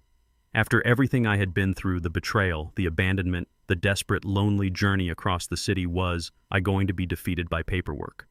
I looked at the forms, then back at the young woman. I knew I couldn't do it. My hands were still trembling slightly. My mind was a fog of exhaustion and grief. I didn't know my passport number. I didn't know the exact date it was issued. The information was in a filing cabinet in my house in Atlanta, a house that was no longer mine. I pushed the clipboard back across the table towards her. "Miss Williams," I began, my voice quiet but steady. "I can't fill these out. I don't have the information, but I can tell you what happened." I expected her to insist to tell me that procedure was procedure. But something in my voice must have caught her attention. She paused her pen, hovering over a form, and really looked at me for the first time. Her professional mask was still in place, but her eyes were sharp, analytical, and for the first time I felt like someone was actually seeing me. I took a breath and I told her everything. I didn't cry, I didn't raise my voice. I just laid out the facts, starting with the trip to the airport in Atlanta and ending with my desperate, defiant stand at her gate just a few minutes ago. I told her about the hotel, the lies, the drugged water, the stolen documents, the empty airport. I spoke with a quiet, simple dignity, the dignity of a man who had been stripped of everything but the truth. As I spoke, I watched her face. The initial look of professional weariness slowly began to melt away. Her posture softened. She put down her pen. She stopped looking at her papers and started looking at me, her gaze direct and intense. I saw the wall of this bureaucrat crumble, and behind it was a human being, a flicker of something empathy recognition. I don't know what passed through her eyes. I had the strangest feeling that she wasn't just seeing a case file anymore. She was seeing her own father or her grandfather. She was seeing a man who deserved respect, not a problem that needed to be processed. When I finished my story, the room was silent for a long moment. Aisha didn't say anything. She just sat there, her intelligent eyes searching my face. Then she did something that surprised me. She reached out, took the clipboard with the stack of impossible forms, and placed it on the empty chair beside her out of sight. The professional mask was gone completely, now replaced by an expression of deep, thoughtful compassion. She leaned forward slightly, her hands clasped on the table in front of her. "Mr. Vance," she said, and her voice was different now, softer, more human. "Let's start over. Tell me about your son." Her question hung in the air, a simple human question that cut through the sterile, bureaucratic atmosphere of the room. "Tell me about your son." It wasn't the question I had expected. I had expected more forms, more rules, more walls. But she had just opened a door. She had invited me to speak, not as a case number, but as a father. I took a deep, shuddering breath, the first one that didn't feel tight and constricted with fear. I looked at this young woman, a stranger, and I made a choice. I chose to trust her. "My son," I began, my voice low and raspy. "His name is Marcus. He's my only child. His mother, my Rose, she passed away 5 years ago. Since then, things have been different. I didn't embellish, I didn't complain or ask for pity. I just laid the truth out on the table between us, piece by painful piece. I told her about my life in Atlanta, about the small house I'd lived in for 50 years, the house I had finished paying off the same year Marcus was born. I told her about my pension from the Ford plant, a modest but steady income that I lived on comfortably. I explained that after Rose died, Marcus and his wife Tiffany started visiting more often. At the time, I had seen it as a comfort. Now I saw it for what it was, reconnaissance. They were assessing the value of my life's work. I watched her face as I spoke. At first she listened with the practiced stillness of a professional, her expression neutral. But as I continued, a subtle change began to take place. When I described the sudden, unexpected gift of the trip to Rome, a small frown of suspicion touched her lips. She stopped looking at her clipboard and focused her full attention on me. Her eyes were sharp, intelligent, and they didn't miss a thing. I told her about the cheap, squalid hotel room they had put me in, and I saw a flicker of indignation in those eyes. I told her about Tiffany's Instagram post, the picture of her sipping champagne with the Colosseum in the background while I was staring at a brick wall. Aisha's posture, which had been relaxed and professional, became rigid. She leaned forward, her hands clasping on the table. "He told me the papers were for my own protection." I said, my voice quiet, heavy with the memory of my own foolishness. "He said it was a temporary power of attorney just for the trip." The light in the room was dim. My eyes, they're not what they used to be. I trusted him. A man is supposed to trust his own son.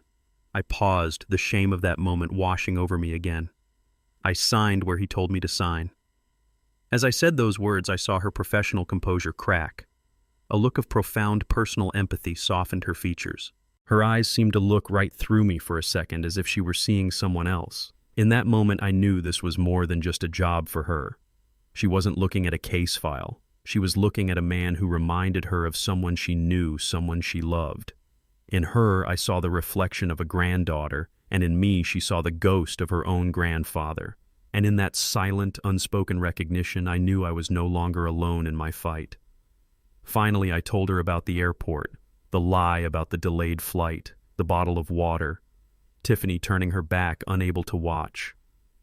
I knew what was happening, I said, my voice barely a whisper. But I was powerless, so I drank it. I woke up hours later. The airport was empty, my wallet, my passport, my phone. Everything was gone. They didn't just leave me Miss Williams, they stripped me bare. They tried to erase me. They wanted my house. And to get it, they were willing to throw me away like a piece of trash halfway across the world. I finished my story and a heavy silence filled the room. I had laid the whole ugly truth out before her. I was empty now with nothing left to say. I just sat there, a tired old man in a government office waiting for her judgment. She didn't offer me platitudes. She didn't say, "I'm so sorry," or "that must have been terrible." Her expression had hardened now, the soft empathy replaced by a sharp, focused indignation. She was no longer just a listener. She was an ally. She looked me right in the eye, her gaze steady and resolute. "Mr. Vance," she said, her voice clear and strong, "a crime has been committed against you. Not just a theft, but a violation of international law and a profound abuse of trust. We are going to fix this. But first I need you to tell me everything you remember about the papers you signed. Did you see the words power of attorney anywhere on those documents?" The fight had begun. The question was a lifeline thrown into the dark waters of my despair. It was sharp, precise, and practical. It wasn't a question for a victim. It was a question for a partner. Did you see the words power of attorney? I searched the foggy landscape of my memory, replaying the scene in that dim, miserable hotel room. The stack of papers, the blur of small text, my son's smooth, reassuring voice. "Yes," I said, my own voice gaining a bit of strength. "Yes, I did. He said it was temporary, just for the trip." Aisha nodded slowly, a grim, knowing look on her face. The look of a person whose worst suspicions have just been confirmed. She stood up from her chair and began to pace the small room, a sudden restless energy radiating from her. The weary bureaucrat was gone completely now, replaced by a sharp, focused strategist. I could almost see the gears turning in her mind, processing the information, calculating the angles, formulating a plan. She was no longer just listening to my story. She was inhabiting it, taking on my problem as her own. She stopped pacing and looked at me, her expression serious. "Mr. Vance," she began, her tone direct and honest, "I'm not going to lie to you. The official process for a situation like this is a nightmare. Without a passport to prove your identity, and without a local police report verifying your citizenship and issuing an emergency travel document can take weeks, sometimes months. It's a system designed to prevent fraud, and it moves at a glacial pace." My heart, which had just begun to feel a flicker of hope, sank back into the familiar pit of despair. Weeks, months.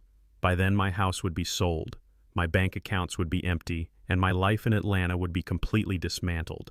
It was a death sentence by paperwork. Seeing the look on my face, she quickly held up a hand.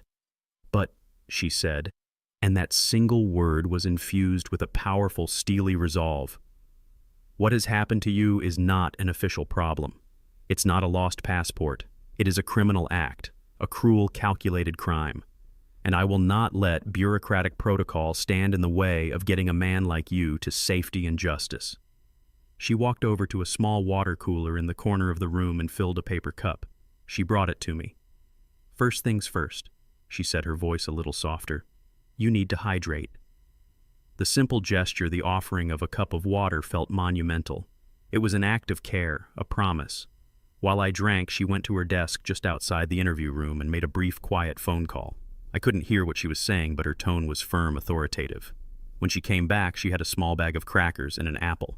"It's not much," she said, placing them on the table in front of me. "But you need to get your strength up. We have a fight ahead of us." I ate the crackers like a starving man, each salty, crunchy bite, a small explosion of life in my empty stomach. For the first time in days, I felt the gnawing ache of hunger begin to recede. Aisha sat back down across from me, watching me with a thoughtful expression. "Mr. Vance," she said, "the biggest problem we have is that you're isolated. Your son and his wife have cut you off from your entire world. They're counting on that. They think you're alone and helpless over here while they're free to do whatever they want back home." She was right. That was the most terrifying part of it all. I was a ghost, unable to even haunt the people who had destroyed me. Then she did something that showed me the true depth of her commitment. It was an act of trust so profound, so far beyond the call of duty, that it almost brought me to tears. She reached into her purse and pulled out her own personal cell phone, a sleek modern smartphone. She unlocked it and placed it on the table between us, pushing it towards me. "I know this is against every rule in the book," she said, her voice low, "but desperate times call for desperate measures. Is there anyone back home you need to call, a friend, a neighbor, someone you trust completely, someone who can be our eyes and ears on the ground in Atlanta?" I stared at the phone as if it were a magical object. After days of total suffocating silence, this small glowing rectangle was a bridge back to my life. It was a weapon. It was a promise of connection. It was everything. A dozen faces flashed through my mind, but one stood out, a rock-solid presence in the chaotic landscape of my life. A man who had been my friend for 50 years. A man who had warned me about this from the very beginning. I looked up at Aisha, the first genuine, hopeful smile in a long time touching my lips. "Yes," I said, my voice thick with an emotion I couldn't name. "There is one person, my friend James Carter, but everyone just calls him Sarge." I took the phone from her hand. It felt impossibly light and smooth, a foreign object from a world I no longer belonged to. For a moment, I just stared at the glowing screen, at the grid of colorful icons. My own phone was an old, simple flip phone with big buttons. This device was a portal, a bridge across an ocean of silence and isolation, and for a second I was afraid to use it. Afraid that it wouldn't work, that the connection to my old life was severed for good. Aisha gave me a small, encouraging nod. I took a deep breath, my fingers feeling thick and clumsy as I tapped the green phone icon. A keypad appeared on the screen. There are not many numbers a man my age knows by heart anymore. But some things you never forget.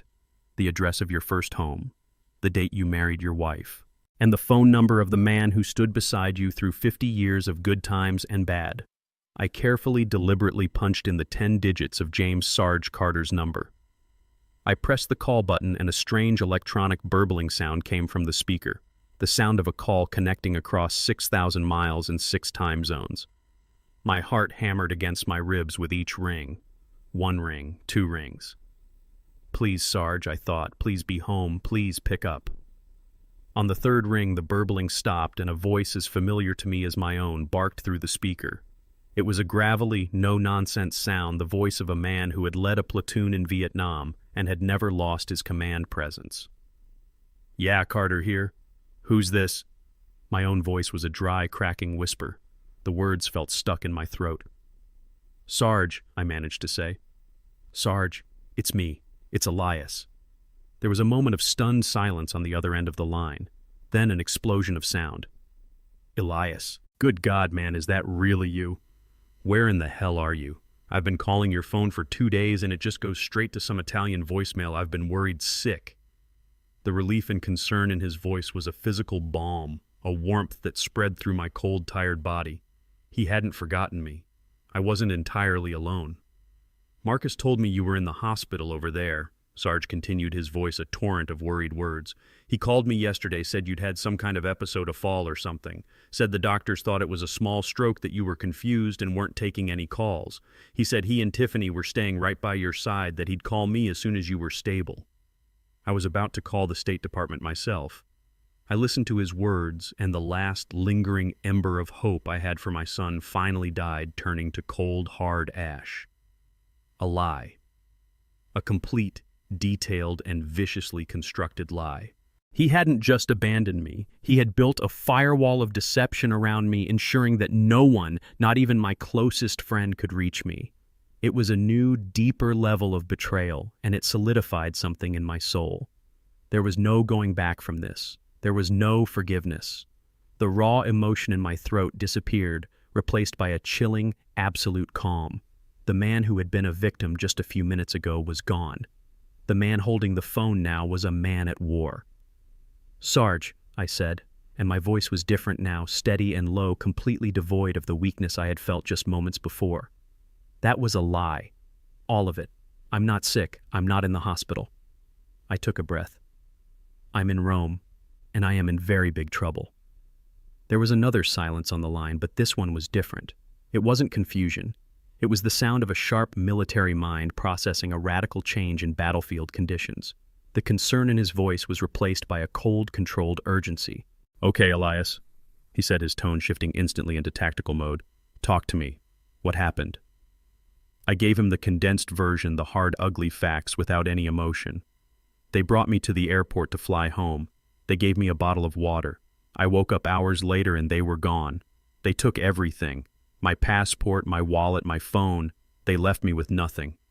I heard a low, dangerous curse on the other end of the line. "That son of a—" He cut himself off. Okay, Elias. Don't you worry. We're going to handle this. Where are you right now as you're speaking to me? Are you in a safe place?"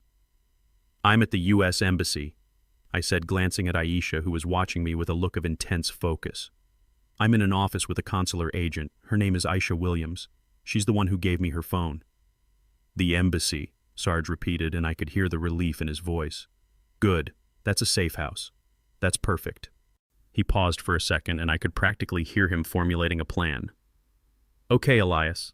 Listen to me and listen good. You are not to move from that building. You stay right there with that woman. You are safer there than anywhere else. I'm handling things on this end. I'm going to your house. Right now. I'm going to see what's going on with my own two eyes. I'll call you back on this number as soon as I know something. Do you understand?"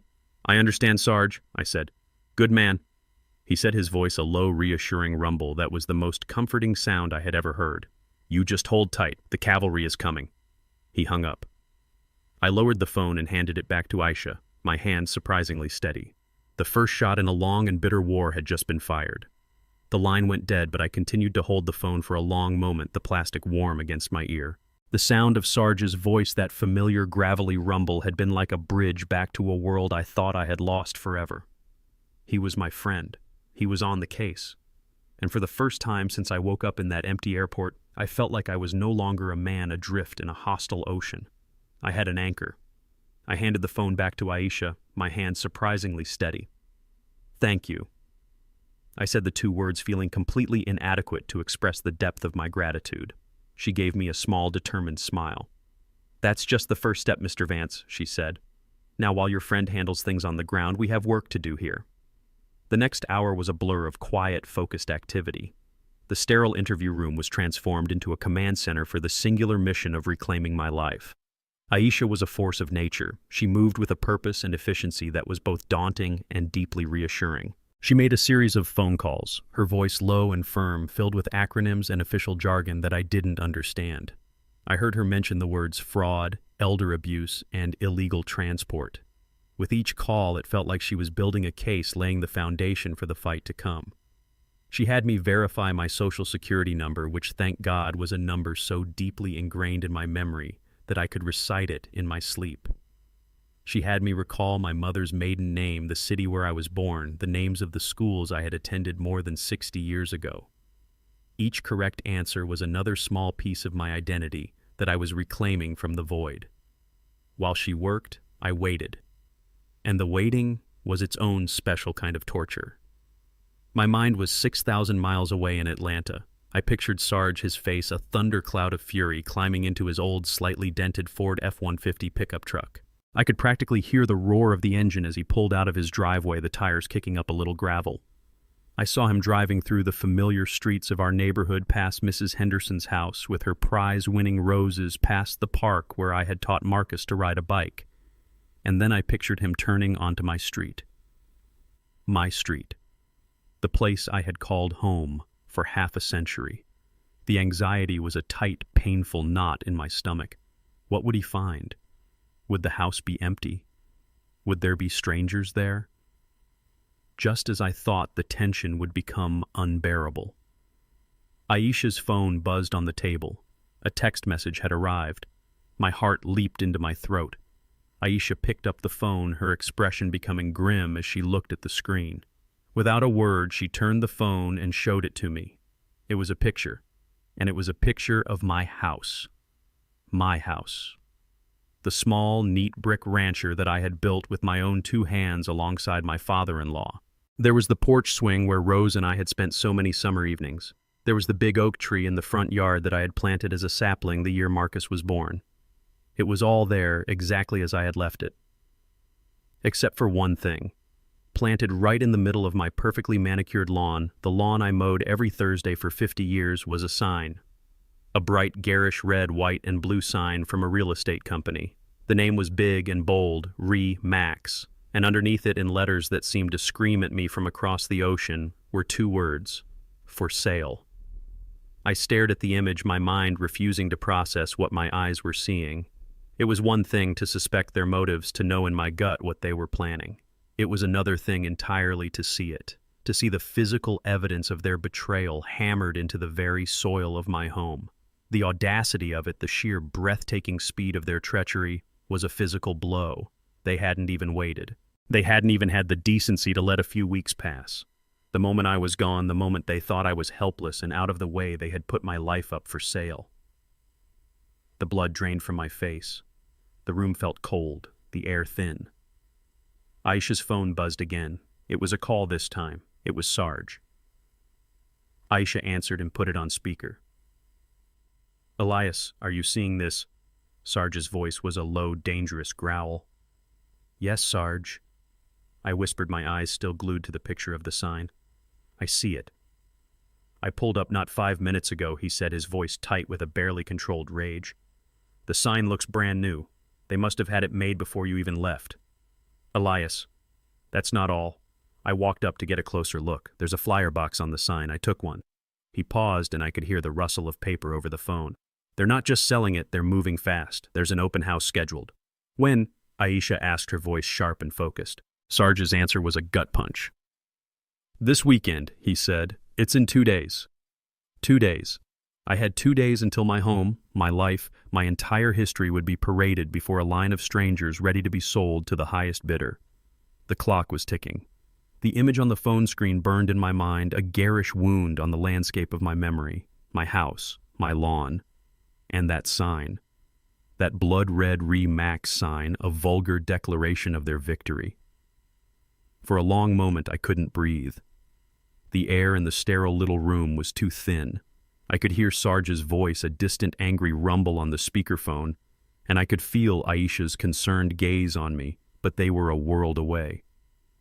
My entire universe had shrunk to that 4-inch screen, to that picture of my life being put up for sale. 2 days. The words echoed in the sudden ringing silence of my mind. In 2 days, strangers would walk through the rooms where my wife and I had lived and loved for 50 years. They would peer into our closets, judge our old kitchen, and make an offer on the sum total of our existence. The shock was a physical thing, a wave of ice water that washed through me, leaving me cold and numb. But as the seconds ticked by, that numbness began to recede, and something else took its place. The grief I had felt by the car dealership, the despair I had felt on the park bench, it was all burning away like a morning fog under a hot, relentless sun. And what was left behind was something cold, hard, and clear. It was rage, a rage so pure and so quiet it felt like a block of ice forming in the center of my chest. They had mistaken my love for weakness. They had mistaken my age for incompetence. They had mistaken my grief for surrender. They had made a profound and final miscalculation. After what felt like an eternity of silence, I finally spoke, and the voice that came out of my own mouth surprised even me. It was not the voice of a victim. It was not the hoarse, weak whisper of a tired old man. It was a voice I hadn't used in years, a voice from the days on the factory floor when a machine would break down and I had to take command, a voice that was flat, steady, and completely devoid of emotion. "Sarge," I said, my tone as cold and hard as a piece of forged steel. "Are you still there?" There was a slight pause on the other end. "I'm here, Elias," he said, his own voice now quiet, attentive. He recognized the change in me. He knew the soldier in me had just taken over. "The flyer you picked up from the sign," I said, my eyes still locked on the image on the phone. "The one for the open house. What's the name of the real estate agent on it?" "Let me see," Sarge said. I heard the rustle of paper. "It's a woman. Brenda Jackson. From Max signature." Brenda Jackson. I repeated the name, a meaningless detail in a much larger, more important picture. Okay, I took a breath. Sarge, this open house, it's a gift. They think I'm gone. They think they've already won. That will make them arrogant. It will make them careless. Aisha, who had been listening intently, leaned forward. She understood what I was thinking. Sarge, I continued the plan forming in my mind with a sudden startling clarity. I need you to go to that open house on Saturday, but you are not to go there as my friend. You are not to cause a scene. You are to go there as a potential buyer. A buyer? Sarge asked, a note of confusion in his voice. That's right, I said. You're a retiree, a veteran looking to downsize from your big house. You're a man with a good pension and cash in the bank. You are their perfect customer. I need you to get inside. I need you to listen. I need you to get them talking. Talk to the agent. Talk to other buyers. And if you get a chance, talk to Marcus and Tiffany. I guarantee you they'll be there preening like the lord and lady of the manor. Ask them questions. Ask them about the house, about why the owner is selling so suddenly. Get them to tell their story. Get them to lie. Aisha spoke up, then her voice cutting in sharp and tactical. Sarge, she said, addressing the speakerphone directly. This is Aisha Williams at the embassy. It is imperative that you record any conversations you have with them. Your phone has a voice memo app. Use it. We need evidence of their deception. We need their lies on tape. A long pause followed. Then I heard a low chuckle from the speakerphone. It was a dark, humorless sound. A little undercover work, Sarge said, a hint of the old soldier's relish in his voice. I think I can handle that. I know you can, I said. Consider it done, Elias, he replied, his voice a low growl of absolute commitment. I'll be the best damn tire kicker they have ever seen, and I'll get you every word. Good, I said. Call us from your truck the second you leave. Tell us everything you heard. The call ended. I looked at Aisha. Our eyes met in a silent understanding. The shock and despair were gone. The time for defense was over. We had just launched our first counterattack. The 2 days I had to wait for the open house were the longest of my life. I stayed at the embassy in a small, clean but windowless room they had found for me in a non-public area. Aisha brought me food from the commissary. She brought me a clean shirt and a razor. She treated me with a respect and a kindness that was a healing balm on the raw wounds of my son's betrayal. But despite the safety and the comfort, my mind was a tempest. I was a caged lion pacing the floors of my small room, my thoughts 6,000 miles away in my home. Every tick of the clock was a countdown to the violation of everything I held sacred. The fight was on, but all I could do was wait for my soldier on the ground to make his report. On Saturday afternoon, Aisha brought her phone into my room and set it on the small table between us. It's almost time, she said, her voice quiet and steady. We waited in silence. The minutes stretched into an eternity. Finally, after what felt like a lifetime, the phone buzzed. It was Sarge. Aisha answered and immediately put it on speaker. I leaned forward, my hands gripping the edge of the table. Okay, Elias, can you hear me? Sarge's voice was a low, tense growl. I hear you, Sarge. I said, my own voice tight. Are you out? I'm out, he confirmed. I'm in my truck, parked a block away. Just left the goddamn circus. Tell me everything, I said. There was a pause, and I heard him take a deep, angry breath. First of all, he began. I put on my Sunday suit, the one I usually save for funerals. Figured it was appropriate. I told the agent I was a retired investor looking for a property to flip. A lonely old widower with cash to burn. They ate it up. Brenda, the agent, she stuck to me like glue. He let out a dark, humorless chuckle. The house, Elias. It was strange. It was your house, but it was full of strangers. People in their shoes walking on the carpets Rose picked out. People opening her kitchen cabinets, looking in your closet. It made my blood boil. I closed my eyes, picturing the scene. The violation of it was a sharp physical pain in my chest. What about Marcus and Tiffany? I asked, my voice barely a whisper. Oh, they were there, Sarge said, his voice dripping with contempt. Holding court. They weren't acting like people selling a family home out of necessity. They were acting like the hosts of a damn party. Marcus was shaking hands, all smiles. And Tiffany, she was in her element. He paused. I got close to her and Brenda, the agent. I pretended to be admiring the crown molding in the living room, and I heard it all. I got it all on tape, Elias, just like we planned. My knuckles were white from gripping the table. "What did she say, Sarge?" "She laid out the whole story for Brenda," he said, his voice a low, precise imitation of Tiffany's condescending tone. "She said, 'Oh, the owner. My father-in-law. He's a very old man. He had to be moved into a long-term care facility.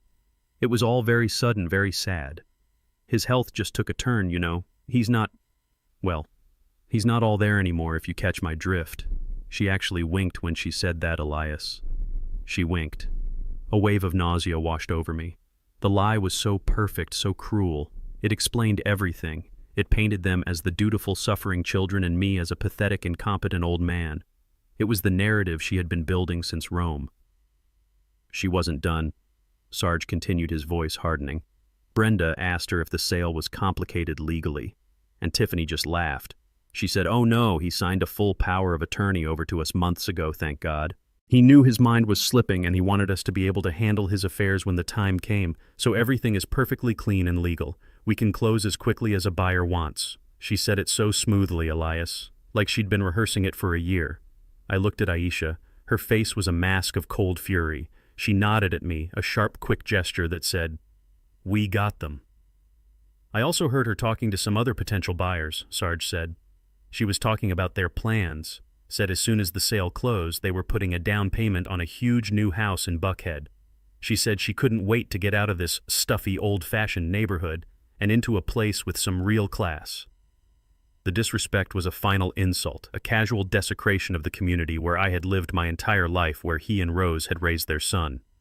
"Did you get all of that?" I asked, my voice hoarse. "Every last word," Sarge confirmed. "It's right here on my phone. The whole damn conversation." He was quiet for a moment. "But there's something else, Elias, and you're not going to like it." "What is it?" I asked, bracing myself. "They got an offer," he said, his voice grim, "while I was there. A couple seemed very serious. I heard them talking to Brenda as I was leaving. It's a full cash offer way over your asking price. They're motivated. Brenda told them they could probably close in a matter of days." Days. The word hit me like a punch. We weren't racing against weeks anymore. We were racing against days. The clock was ticking louder than ever. Sarge's voice on the speakerphone was a low, dangerous rumble, the sound of a man who had seen combat and was now facing a different, more insidious kind of enemy. I could picture him perfectly sitting in the cab of his old Ford pickup, his big, calloused hands gripping the steering wheel, his jaw set like a block of granite. He was a man who saw the world in black and white, in right and wrong, and what he had just witnessed was a profound and unforgivable wrong. "Tell me exactly what she said." Aisha's voice cut through my own turbulent thoughts, her tone sharp and precise, the voice of a prosecutor zeroing in on the key piece of testimony. "The more detail you can remember, the better." "I don't have to remember," Sarge growled. "I'm playing the recording for you right now." There was a soft click, a moment of static, and then my daughter-in-law's voice filled the small room. It was crystal clear, a bright, cheerful, and utterly soulless sound. Hearing it after all that had happened was like listening to a snake charm its prey. The recording began with the real estate agent Brenda asking a question. Her voice was professional, but with a sycophantic edge. "So is the owner motivated to sell quickly?" And then came Tiffany. "Oh, absolutely," she said, her voice dripping with a fake breezy charm. "We're looking to move as fast as possible. My husband and I just found our dream home over in Buckhead, and we need to sell this place quickly to make it happen. You know how it is." There was the sound of a light, tinkling laugh. I closed my eyes. Buckhead. The most expensive, exclusive neighborhood in all of Atlanta. That's what my life's work was being liquidated for. A bigger house in a better neighborhood. Brenda the agent must have asked another question because Tiffany's voice came through again, this time with a conspiratorial, gossipy tone. "Oh, the owner, my father-in-law, bless his heart. He's not really in a position to be making any decisions. He had to be moved into a special care facility a while back. His mind, well, it just isn't what it used to be. It was all very sad, but we had to do what was best for him." The lie was so smooth, so practiced, it was a work of art. She had created a perfect narrative, a story of dutiful children making a difficult but necessary decision for their incompetent father. Then we heard Brenda's voice again, asking the crucial question. "And the paperwork, everything is in order for a quick closing." There was a short, sharp laugh from Tiffany, a sound of pure, unadulterated arrogance. "Don't you worry about that," she said, and her voice dropped slightly as if she were sharing a delicious secret. "The power of attorney has taken care of everything. We got that sorted out ages ago. The old man has no rights anymore. He can't stop a thing. We can sign whatever we need to, whenever we need to. This house is as good as ours to sell." The old man has no rights anymore. The words echoed in the small, silent room. It was the entire crime, the entire philosophy of their betrayal summed up in 7 brutal words. I was no longer a person. I was a problem that had been legally and efficiently solved. I opened my eyes and looked at Aisha. Her face was a mask of cold, controlled fury. Her knuckles were white where her hands were clasped on the table. She wasn't just an embassy employee anymore. She was a warrior, and she had just been handed the perfect weapon. The recording continued. We heard Tiffany telling another potential buyer that they couldn't wait to get out of our stuffy, old-fashioned neighborhood and into a place with some real class. Each word was another small, sharp cut. Finally, we heard Sarge's voice asking Brenda a question about property taxes, and then the recording ended with the sound of a door closing. The silence that followed was profound. Sarge spoke first, his voice a low growl. "I got it all, Elias. Every last damn lying word." "You did good, Sarge," I said, my own voice hoarse. "You did real good." Aisha finally spoke, her voice shaking slightly with a rage she was struggling to contain. "Sarge," she said, her tone sharp and clear, "that recording is the single most important piece of evidence we have. Do not delete it. Do not send it to anyone. Guard it with your life. Is that understood?" "Understood, ma'am," Sarge replied, the old soldier instinctively responding to a tone of command. "Mr. Vance," Aisha said, turning to me, her eyes blazing with a righteous fire, "that recording is not just evidence of fraud. It's proof of intent. She didn't just lie, she boasted. She admitted in her own words that the power of attorney was a tool to strip you of your rights. She handed us a loaded gun." She took a deep breath, her mind already moving on to the next step. "The cash offer is a problem. They'll try to close in days before we can get you home. We need to stop them, and I think I know how to do it." The recording ended, but Tiffany's arrogant, dismissive voice seemed to linger in the small, quiet room like a poisonous vapor. "The old man has no rights anymore." The words were a declaration of war. Sarge's grim confirmation that they could close the sale in a matter of days was the final brutal piece of the puzzle. They had planned for everything. They had moved with a speed and a ruthlessness that was breathtaking, but they hadn't planned for Aisha Williams. She stood up from her chair, her earlier fury now channeled into a sharp, focused energy that was formidable to behold. She paced the small room again, not with restless anxiety, but with the measured, predatory movements of a panther stalking its prey. "They're arrogant," she said, her voice a low, intense murmur, almost as if she were speaking to herself. "And their arrogance is the weapon we are going to use against them. They think you are a non-entity, Mr. Vance, a ghost. They won't be expecting a ghost to fight back." She stopped pacing and looked at me, her eyes blazing with an intelligence and a fire that gave me a surge of hope. "We have 2 immediate objectives," she said, ticking them off on her fingers. "First, we have to stop that sale. We have to throw a legal wrench into their machine so big it grinds the whole thing to a halt. Second, we have to get you home, and we have to do both things almost simultaneously." She looked at the phone, which still lay on the table between us. "Sarge's recording is our atomic bomb. We can't officially use it in court without a lot of legal wrangling, but we don't need to. We just need to let them know that we have it." She took a deep breath. "I went to law school at Emory back in Atlanta," she said, a small, grim smile touching her lips. "I have a friend from my study group. His name is David Chen, a brilliant, tenacious son of a gun. While I went into the Foreign Service, David went into private practice, and he specializes in 2 very specific and for our purposes very beautiful areas of the law: real estate fraud and financial elder abuse. It was perfect. It was a miracle. It was a sign that for the first time in this whole ugly affair, the universe was finally starting to tilt in my favor. Here's the plan." Aisha continued, her voice crisp and authoritative, the voice of a commander laying out a battle strategy. "I am going to call David right now. I'm going to explain the situation. Sarge will then send him that recording. First thing Monday morning, that'll be tomorrow evening for us, David is going to make 2 phone calls. The first will be to Brenda Jackson, the real estate agent. He will inform her that he represents the legal owner of the property, Mr. Elias Vance, who is alive and well and has not authorized any sale. He will inform her that the power of attorney she has on file was obtained under fraudulent pretenses, and that if she proceeds with the closing, she will be opening herself up to a massive lawsuit and potential criminal charges as an accessory to fraud. I could almost picture the panic on the agent's face. A real estate agent's entire career is built on their reputation and their license. The threat of losing both would be more than enough to make her pause. The second call, Aisha said, her eyes hardening, will be to your son. She looked at me, her expression softening for a moment with a hint of compassion. I know this will be difficult, Mr. Vance, but it is necessary. I just nodded, my own face a mask of grim resolve. David will inform Marcus that he is in possession of a digital recording in which his wife Tiffany explicitly admits to a conspiracy to commit fraud and elder abuse. He will make it clear that if they do not immediately and unconditionally terminate the sales agreement and withdraw the property from the market, that recording will be turned over to the Fulton County District Attorney's Office, along with a formal request for a criminal investigation. It was a brilliant, brutal strategy. It wasn't just a legal maneuver, it was a psychological assault. It was designed to turn their own arrogance and confidence against them to replace it with the cold, hard fear of consequences.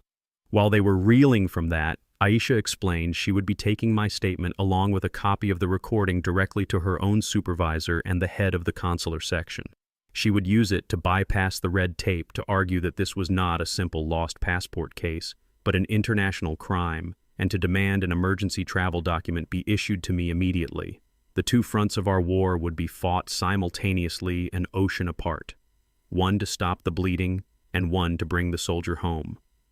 I looked at this young woman, this stranger who had become my greatest ally, and I felt a profound sense of awe. They had left me for dead, but they had forgotten one thing. Sometimes a single decent person armed with the truth is more powerful than all the lies in the world. Aisha's plan was a masterpiece of strategic elegance, a two-pronged assault designed to hit them on both sides of the Atlantic. The relief I felt was so profound it almost made me dizzy. For the first time, I felt like I was no longer a victim reacting to their attacks, but a general on a battlefield deploying his own troops. And our first soldier was to be this lawyer, this David Chen. Aisha looked at her watch. "It's late morning in Atlanta," she said. "He should be in his office." She took her phone, her movements now filled with a brisk, confident energy. She found his number in her contacts and pressed the call button, putting it on speaker for me to hear. The phone rang twice, and then a voice, sharp, clear, and focused, answered. "David Chen." David, Aisha said, a hint of warmth in her professional tone. "It's Aisha Williams. It's been a while." There was a short, surprised laugh on the other end. "Aisha, I'll be damned. I haven't heard from you since you decided to abandon the glamorous life of corporate law for, what is it you do now?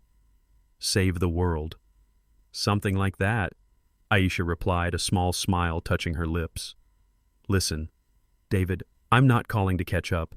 I'm calling because I have a situation here and I need the best damn real estate fraud and elder abuse attorney I know. That means I need you."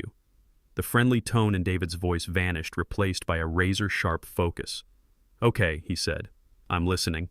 Aisha laid out the entire situation with a breathtaking, concise clarity. She was a master of efficiency. She didn't waste a single word. "I have a 75-year-old U.S. citizen here in my office in Rome. Mr. Elias Vance," she began.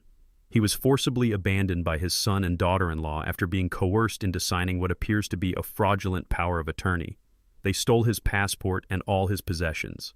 They are now, as we speak, in the process of selling his primary residence in Atlanta. His friend just confirmed there is a full cash offer on the table, and they are attempting to close the sale in a matter of days." There was a moment of silence on the other end of the line as David Chen processed the sheer villainy of the story. "That's ambitious of them," he finally said, his voice tight with a lawyer's professional outrage. "It gets better," Aisha continued. "We have an audio recording made less than an hour ago of the daughter-in-law Tiffany Vance admitting to the entire scheme. She explicitly states that the power of attorney was designed to strip Mr. Vance of his rights, and she details her plans to use the proceeds of the sale to buy a new house for herself and her husband. I'm emailing you the audio file right now." I watched as Aisha's fingers flew across her phone's screen. A second later, she said, "It's sent." Another silence followed this one longer. I pictured this unseen lawyer sitting in his high-rise office in Atlanta listening to Tiffany's arrogant, self-incriminating voice. I pictured him hearing her dismiss me as the old man who had no rights anymore. It was a strange, disembodied feeling knowing that my fate was being decided by this man I had never met based on the words of the woman who had tried to destroy me. After about a minute, I heard a low whistle come through the speaker. "Wow," David Chen said, his voice a mixture of shock and a kind of grim professional satisfaction. "Just wow. I've dealt with some predatory bottom-feeding scumbags in my time, Aisha, but the arrogance is just breathtaking. She handed you a confession on a silver platter." He paused, and when he spoke again, his voice was hard as iron. "Aisha, you don't just have a civil case here. What I'm listening to is a textbook slam-dunk case of financial elder abuse and criminal fraud. We've got them. We've absolutely got them." The words were the most beautiful sound I had ever heard. We've got them. It was a validation. It was a promise. It was the first distant drumbeat of justice. David Chen was all business now. His voice was a rapid-fire succession of commands and strategies. "Okay, here's what's going to happen. First thing Monday morning, I'm filing for an emergency temporary restraining order on the sale of that property. The recording gives me more than enough probable cause to get a judge to sign off on it. That will freeze the sale in its tracks. They won't be able to close. They won't be able to do anything." He continued, his mind clearly working several steps ahead.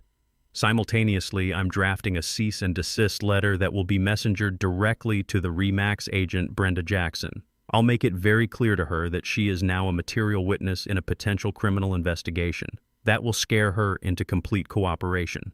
And then he said, his voice dropping slightly, "I'm going to make a phone call. I'm going to call Mr. Marcus Vance directly. I'm not going to threaten him. I'm just going to state the facts. I'm going to tell him that I represent his father, who is alive and well and very much aware of the situation. I'm going to tell him that I am in possession of a digital audio file that is, shall we say, highly incriminating. And I'm going to advise him in the strongest possible terms to terminate the sales agreement immediately, or I will be personally walking that audio file along with a full complaint over to the Fulton County DA's office myself." I sat there listening to this man, this stranger, outline the complete and total demolition of my son's treacherous plan. The wheels of justice, which had seemed so impossibly distant and inaccessible just hours ago, were finally beginning to turn. And they were being turned by a team of intelligent, powerful, and decent people who were fighting for me. The call ended with a final, confident instruction from our new general on the legal front. "Aisha," he said, "you just focus on getting Mr. Vance home. I'll make sure he has a home to come back to." The voice of David Chen on the other end of the line was the sound of righteous, calculated fury. It was the voice of a man who saw a deep injustice and knew with absolute certainty exactly how to dismantle it. For the first time, I felt the ground beneath my feet begin to solidify. I was no longer in free fall. We had a plan. We had a general. And now he was laying out the specifics of our counterattack. "Listen to me, both of you," David said, his voice a sharp, commanding crackle over the speakerphone. "Our opponents have two great advantages. They have the fraudulent paperwork, and they have speed on their side. They're trying to ram this sale through before Mr. Vance can even get back to the country. So our first move has to be to take their speed away from them. We have to stop this train in its tracks right now." I could hear the rustle of papers on his end, the quiet click of a keyboard. He was already working. "The first thing we do is freeze this sale immediately," he continued, and his words were a balm to my frayed nerves. "We are filing for an emergency injunction. Think of it as a legal fire alarm, Mr. Vance. First thing Monday morning, I am personally walking into a judge's chambers at the Fulton County Courthouse. I will have a sworn affidavit from you, which Aisha will help you prepare and transmit to me securely. I will have a transcript of that recording from your friend Sarge. And I will have a petition that lays out a clear and undeniable case of criminal fraud and elder abuse." He paused, letting the weight of his words sink in. "I will argue that an irreversible harm, the illegal sale of your primary residence of 50 years, is imminent. I will argue that this action is based on documents obtained through coercion and deceit. A judge, any reasonable judge, will grant a temporary restraining order, a TRO, on the spot. That order will be a legal bombshell. We will serve it immediately to the real estate agency, the title company, and your son. The moment that order is signed, the sale stops dead. The contract becomes unenforceable. They are legally prohibited from moving forward. We will have taken their greatest weapon speed and shattered it. I listened spellbound. The intimidating labyrinthine world of the law, which had always seemed like a distant and hostile country, was now being wielded as a shield to protect me. It was a powerful, humbling feeling. But we don't stop there, David said, his voice hardening. Stopping the sale is only defense. Now we go on the offense. He continued to lay out the plan, each step a precise, calculated blow. While the injunction is being filed, my office will be delivering a cease and desist letter directly to the real estate agent Brenda Jackson. The letter will inform her in no uncertain terms that she is now a material witness in an active investigation into felony fraud. We will make it clear that her license and her reputation are on the line. She thinks she's just closing a simple sale for a nice commission. We are going to make her understand that she is in fact standing in the middle of a legal minefield. Her loyalty to Marcus and Tiffany will evaporate the second she realizes they have implicated her in a crime. She will drop them like a hot rock and become a very cooperative witness for our side. The strategy was brilliant in its ruthless efficiency. He was isolating them, cutting them off from their professional support, turning their own agents against them. And then David said, his voice dropping to a low, serious tone, "I will make the call to your son." He addressed me directly now. "Mr. Vance, this part is important. The goal of this call is not to negotiate. It is to notify. I will inform Marcus that the game is over. I will tell him that the sale has been legally frozen. I will tell him that I am in possession of a digital audio recording that is, shall we say, legally devastating. And I will give him one and only one path to mitigate the catastrophic legal damage he is facing. He will voluntarily and immediately terminate the sales contract. He will withdraw the property from the market, and he will FedEx those fraudulent power of attorney documents directly to my office. If he does those things, he may have a chance of avoiding criminal charges. If he refuses, well, then he has chosen his path, and that path leads directly to the district attorney's office." The call ended a few minutes later after David had given Aisha a list of specific questions for my affidavit. A new, potent silence filled the room. It was no longer the silence of despair or even the silence of anxious waiting. It was the quiet, focused silence of a war room after the battle plans have been drawn. The pieces were in place, the strategy was set. Aisha looked at me, her eyes clear and determined. "All right, Mr. Vance," she said, pulling a pen and a fresh legal pad from her bag. "Let's get to work. Let's write the statement that's going to get you your life back." While David Chen, our new legal general, was preparing his assault in Atlanta, Aisha was fighting a different kind of war right here in Rome. A war not of overt villainy, but of bureaucratic inertia, a battle against the thick, suffocating fog of rules and regulations. Her first order of business was my affidavit, the sworn statement that would serve as the foundation for David's legal attack. We sat for hours in that small beige room, and I told my story again, but this time was different. Every word I spoke, she typed, her fingers flying across her keyboard with a quiet, furious intensity. With every sentence she recorded, I felt a piece of my stolen power returning. My story was no longer just a memory of pain and humiliation. It was being forged into a weapon. It was becoming an official record, a testament of truth that would be entered into a court of law. It was a deeply empowering and deeply exhausting process. When we were finally done, she sent the encrypted document to David. "He has what he needs to start the fire," she said, a grim look of satisfaction on her face. "Now we need to get you your wings." That was when I saw the next mountain we had to climb. Aisha explained that to issue an emergency passport without the standard proof of identity, a police report, a driver's license, a birth certificate, none of which I had required the sign-off of her direct supervisor, the head of the American Citizen Services Unit. "His name is Robert Sterling," she said, her expression tightening slightly. "He is a man who believes in rules. He has been in the Foreign Service for 30 years, and he sees every problem as a form to be filled out in triplicate." She led me out of our small command center and down a quiet, carpeted hallway to a much larger, more imposing office. The name on the door was engraved on a polished brass plaque, Robert Sterling.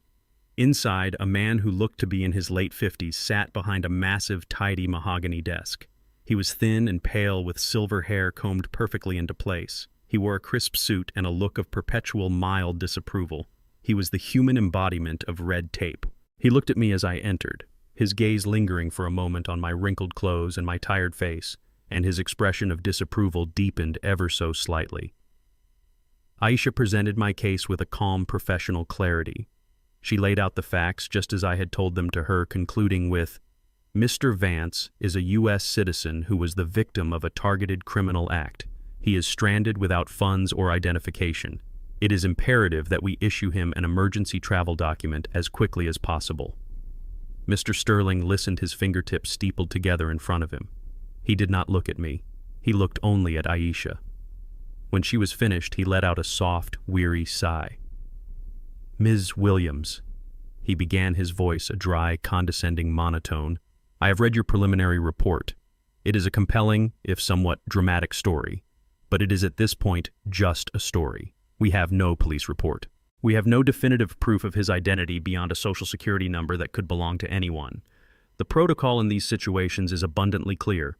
He must first report the crime to the local authorities." "Sir," he tried, that Aisha interjected, her voice still respectful but with a new sharp edge. The carabinieri dismissed him. "They saw him as a vagrant, not a victim. That is unfortunate," Sterling said, his tone suggesting it was anything but. "However, it does not change our procedure. To bypass these security checks would be a serious breach of protocol. We cannot simply hand out passports based on a sob story, no matter how compelling." I felt the last of my hope begin to drain away. This was it. This was the wall. A man made of rules. But I had underestimated Aisha. Her professional calm finally broke, replaced by a passionate, righteous fire. "Sir, with all due respect," she said, her voice rising with an intensity that made Sterling sit up a little straighter in his chair, "this is no longer just a story. We have new evidence. As we speak, an attorney in Atlanta is filing an emergency injunction based on an audio recording of the perpetrators confessing in detail to the entire scheme. A scheme which involved drugging and abandoning a 75-year-old man in our jurisdiction. This is not a man who simply lost his wallet. This is a man who was targeted. He is the victim of a transnational crime." She took a step closer to his desk. "Our primary duty in this office is to protect American citizens. Mr. Vance is a citizen in crisis. He is a father, a grandfather, and a man who has worked and paid taxes his entire life. To leave him stranded here for weeks while we wait for paperwork to clear is not just a failure of procedure. It is a failure of our moral duty. We cannot treat a man who has been so deeply wronged as a security risk. He is the one who needs protection." Sterling was speechless for a moment, taken aback by her forcefulness. He looked at Aisha. Then he finally looked at me, really looked at me for the first time. I met his gaze, my own eyes filled with the quiet, unyielding truth of my ordeal. He let out another long sigh, but this one was different. It was a sigh of defeat. "Very well, Ms. Williams," he said, picking up a pen from his desk. "Expedite the identity verification through the database. I will sign off on the authorization for the temporary passport pending that confirmation. But this is highly irregular, and it had better be exactly as you say." We left his office and walked back down the hallway. Aisha was drained, but here was a look of quiet triumph on her face. She looked over at me. "We're one step closer, Mr. Vance," she said. "We are going to get you home." The bureaucratic wall had been breached not by following the rules, but by a good woman who had the courage to fight them. The 2 days that followed were a masterclass in controlled, relentless efficiency, orchestrated entirely by Aisha Williams. While I provided the details for my affidavit, a painful but necessary recounting of my son's treachery, she worked the levers of the vast, complex machine of the U.S. State Department. She was a woman possessed by a righteous sense of purpose. I would watch her, my quiet ally, as she spoke on the phone with various departments, her voice a fluid mixture of professional courtesy and unyielding insistence. She would reference obscure diplomatic codes, cite specific precedents, and gently but firmly escalate my case up the chain of command. She was a warrior armed not with a sword, but with a deep and intricate knowledge of the very bureaucracy that was designed to stop us. She made sure I was cared for. She brought me meals from the embassy commissary, simple American-style food like tuna sandwiches and cheeseburgers that tasted like home. She found me a small private room with a cot where I could rest, and for the first time in what felt like a lifetime, I slept. It was a deep, dreamless, and healing sleep, the sleep of a man who, after being lost at sea, has finally found a lighthouse in the storm. I was no longer a ghost haunting the streets of Rome. I was a citizen under the protection of his country, waiting for the gears of justice and bureaucracy to finally painstakingly turn. The moment came on a Tuesday afternoon. Aisha had been on the phone for 20 minutes with someone in Washington, D.C., her conversation a tense back and forth. I was sitting in a chair in her office trying to read a well-worn copy of a news magazine, but the words just swam in front of my eyes. My entire being was focused on her, on the outcome of that call. Finally, her entire posture changed. A tension I hadn't even noticed she was carrying seemed to melt away. A slow, triumphant smile spread across her face. "Yes, sir," she said into the phone. "I have the confirmation number. Thank you for your assistance." She hung up and turned to me, her eyes shining with victory. "It's done, Mr. Vance," she said, her voice filled with a profound sense of relief and satisfaction. "Your identity has been cross-referenced and officially verified. Your file is approved. Let's go get your passport." We walked down another long, quiet corridor to a different section of the embassy, a place that felt more like a bank or a DMV with numbered windows behind thick panes of security glass. Aisha spoke to a clerk, slid a form under the glass, and a few minutes later another clerk appeared at a different window and called my name. "Vance Elias." Hearing my own name called in that official mundane way was strangely thrilling. I walked to the window. The clerk, a young man who looked bored with his job, slid a document through the slot at the bottom of the glass without a word. I picked it up. It wasn't the sturdy, dark blue passport booklet I was used to. It was a much simpler document with a light-colored cover clearly marked as a limited validity emergency passport. But to me, it was the most beautiful, most powerful object I had ever held in my life. I opened it. And there I was. My own face, tired, lined, and older than I remembered, stared back at me from a freshly printed photograph. It was the face of a man who had been through a war. But it was my face. Underneath it, in crisp black official type, was my name, Elias Vance. I ran my thumb over the letters of my name over my own image. After days of being a nameless, faceless specter, a problem to be ignored, this small, flimsy booklet was a declaration that I was real, that I existed, that I had a name and a country. A wave of emotion so powerful it made my hands tremble washed over me. I looked at the official seal of the United States of America. I looked at the signature of the Secretary of State. This document was more than just permission to travel. It was a key. It was a weapon. It was a ticket home to the battlefield where my life was being fought for. It was a promise written in ink and sealed with the authority of a nation that justice was coming. We walked back to Aisha's office in a comfortable silence. My transformation was complete. The last frightened vestiges of the victim had been burned away, replaced by the cold, hard resolve of a man with a mission. My thoughts were no longer on my survival in Rome. They were on the confrontation that awaited me in Atlanta. When we got back to her office, I turned to this young woman who had moved mountains for me. "Miss Williams," I began, my voice thick with an emotion I couldn't suppress. "Aisha, how can I ever repay you for what you've done?" She gave me a small, humble smile. "You don't have to repay me, Mr. Vance," she said, her voice soft but firm. "Just promise me you'll see this through to the end. Promise me you'll fight for what's right, for yourself and for all the other people out there who don't have a voice. That's all the thanks I'll ever need." She then reached for a white envelope that was sitting on her desk and handed it to me. Inside was a printed itinerary. "Don't get too comfortable," she said, a new strategic glint in her eye. "Your flight leaves in 3 hours." She tapped the envelope. "It's time to go home, Mr. Vance. It's time to go to war." The flight back across the Atlantic was the mirror opposite of the one that had brought me to Rome. On the way there, I had been a passenger, a piece of luggage being transported towards an unknown and terrible fate. On the way back, I was a soldier flying towards a battlefield of my own choosing. I sat not in a cramped economy seat, but in a comfortable business class seat that Aisha had insisted on citing some obscure diplomatic travel provision. For the first time in what felt like a lifetime, I had room to breathe. I held the emergency passport in my jacket pocket, its flimsy paper feeling more solid and real than a bar of gold. It was my shield. It was my sword. It was my ticket home. As the plane carved its silent path through the deep blue darkness of the upper atmosphere, my mind was not on the flight. It was in Atlanta. David Chen's plan, our plan, was already in motion. While I was suspended between 2 continents, the first shots of our war were being fired. I closed my eyes and I could almost picture the scene as it must have been unfolding. I could see my own house, the small brick rancher that held the sum total of my life, now occupied by my son and his wife. They would have just returned from their triumphant European vacation. They would be basking in the glow of their own cleverness, their own greed.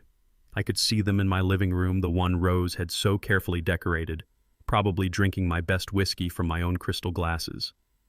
They would be celebrating, toasting to their new life in Buckhead, a life built on a foundation of lies and the wreckage of my own.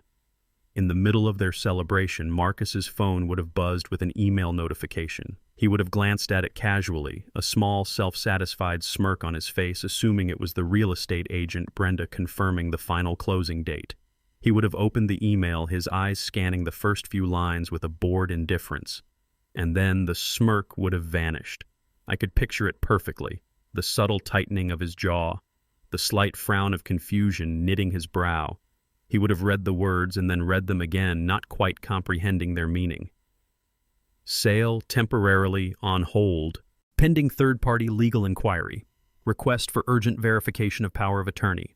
The words would have been a foreign language to him, an unwelcome and unexpected disruption to his perfect plan.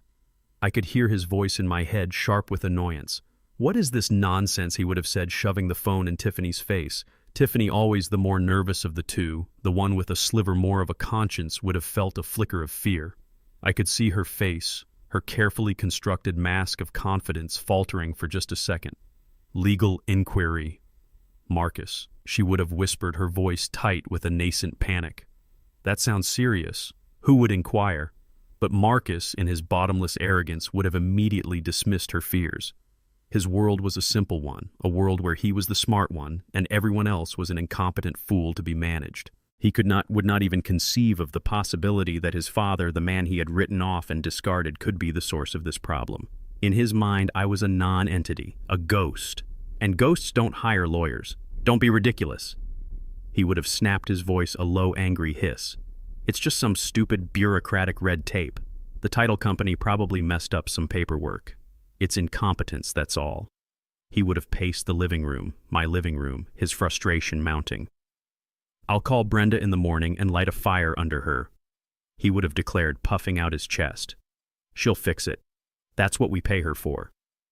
He would have seen it as nothing more than a minor speed bump on his highway to a new life, a frustrating but ultimately insignificant delay. He wouldn't have felt fear. He wouldn't have felt a sense of impending doom.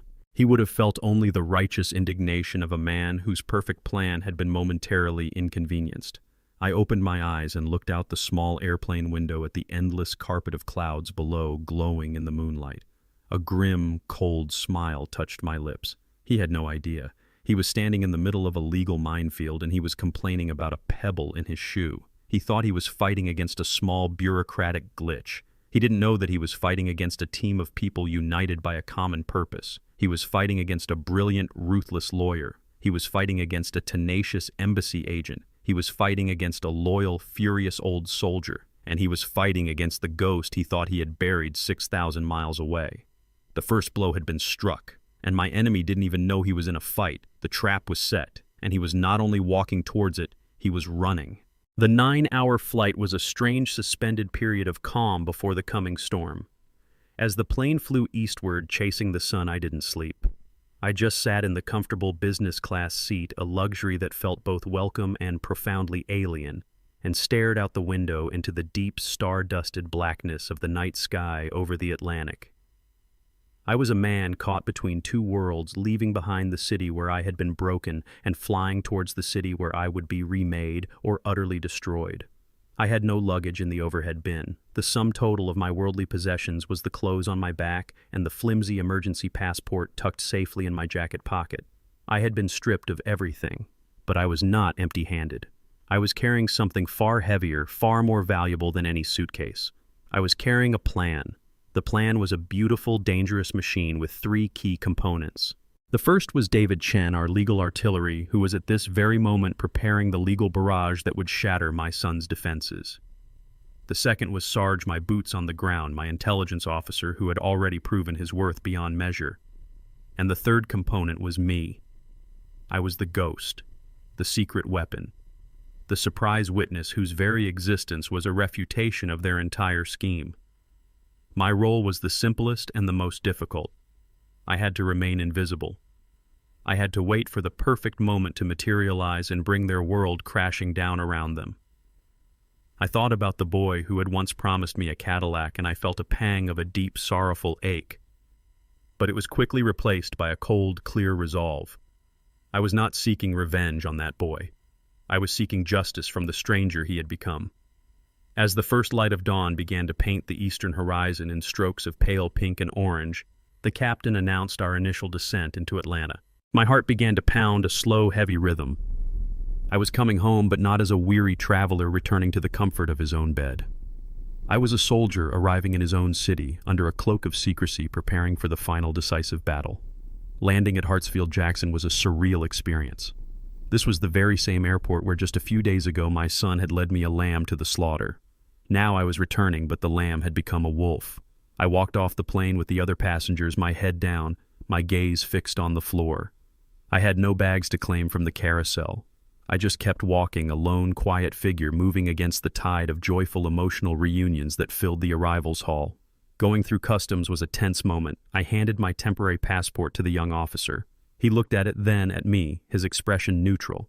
He stamped it with a loud, satisfying thud and handed it back. "Welcome home, Mr. Vance," he said, his voice a mundane, bureaucratic welcome that was to me the most beautiful sound in the world. I walked out into the main terminal, my eyes scanning the crowd of waiting faces, and then I saw him. Sarge. He wasn't holding a sign or anxiously searching the crowd. He was just standing there near a pillar, his arms crossed over his chest. He stood as straight and as solid as an old oak tree, his expression grim but resolute. He was a soldier waiting for his comrade to return from behind enemy lines. Our eyes met across the crowded room, and a silent understanding passed between us. I walked towards him, and he pushed himself off the pillar to meet me. We didn't say much. Words weren't necessary. He just gripped my shoulder, his hand a solid, reassuring weight. "Good to have you back on home soil, Elias," he said, his voice a low rumble.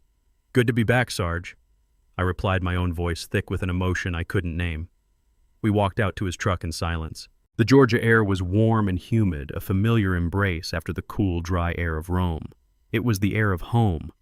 "You're not going to your house," Sarge said as he started the engine. It wasn't a question. "It's not safe. They've been calling Brenda the agent non-stop trying to figure out what's going on. They're spooked, but they're still arrogant. They still think it's a paperwork problem." He looked over at me, his eyes hard. "No one can know you're back in town. Not yet. The element of surprise is the only real weapon we have left. You'll stay with me. The lights in the guest room will stay off. As far as the world is concerned, you're still a sick old man in a hospital in Rome." I just nodded. I understood the rules of engagement. We drove through the familiar streets of my city, a landscape of memories, every corner holding a ghost of my past life with Rose and a younger, better version of my son. As we turned onto his street, which was just a few blocks from my own, I could see the roof of my house over the tops of the trees. My home. It was right there, so close I could almost feel its warmth. But it was enemy territory now. We pulled into Sarge's driveway and went in through the side door quickly and quietly. He led me to a small, clean guest room at the back of the house. "You'll be safe here," he said. I stood at the window which looked out onto his backyard. I was home, but I was a prisoner. I was a soldier in a safe house, waiting and listening and preparing for the final assault. The waiting was the hardest part. I spent the next 2 days in the quiet sanctuary of Sarge's guest room, a ghost in my own neighborhood. Sarge was a perfect sentinel, bringing me food, updating me on the legal maneuvers of our lawyer David Chen, and otherwise leaving me to the quiet solitude I needed to prepare myself for what was to come. David had confirmed that the emergency injunction had been granted. The sale of my house was frozen solid. He had also confirmed that his letters and phone calls had sent tremors of panic through the real estate agency. Brenda Jackson, the agent, had apparently called him a dozen times, terrified of being implicated in a crime. But Marcus and Tiffany had gone quiet. They had returned from their vacation, and according to David, had simply told the agent they would handle the legal nuisance and be in touch. They were arrogant. They were confident, and they were walking straight into our trap. The day of the confrontation arrived a Thursday.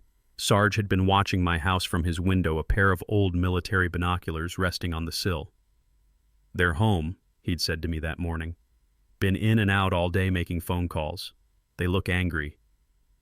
Now, as the afternoon sun began to slant through the blinds of the guest room, Sarge came to the door.